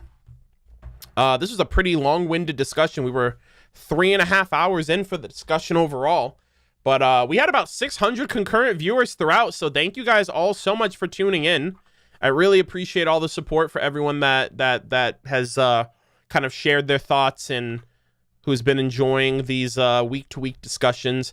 How old is Jaune, really? He seems to be like maybe in his like 30s now, I would say.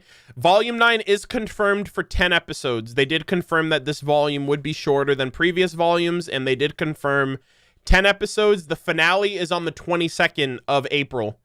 So the 22nd of April is when the last episode drops. And with all that said, ladies and gentlemen, I did mention that the opinionated pointless polls series is going to be on a bit of a hiatus right now. I feel like I just can't manage it properly with the volume and everything else happening. But look at this fucking cat. He's getting out of hand right now. I have no idea what's happening. We're on page 16. Let us continue. Look at me now, said the cat, with a cup and a cake on top of my hat. I can hold 2 books. I can hold up the fish and a little ship and a little toy ship and some milk in a dish. And look, I can hop up and down on a ball, but not at all. Oh no, that's not all. Damn. Look at him. He's balancing a cake on his head, the fish on the umbrella with the toy boat. He's balancing a platter of milk, and he's holding 2 books while also balancing on a ball. Damn, bruh. Sheesh. Oh my. Yo, the next page is even crazier. All right, that's for next week. All right, I'm jumping up ahead. Damn. I have not read The Cat in the Hat since I was a kid. This cat's a little extra, let me tell you. Yo, let him cook. That's funny. All right, we'll come back to that next week. All right, no reading ahead of the book.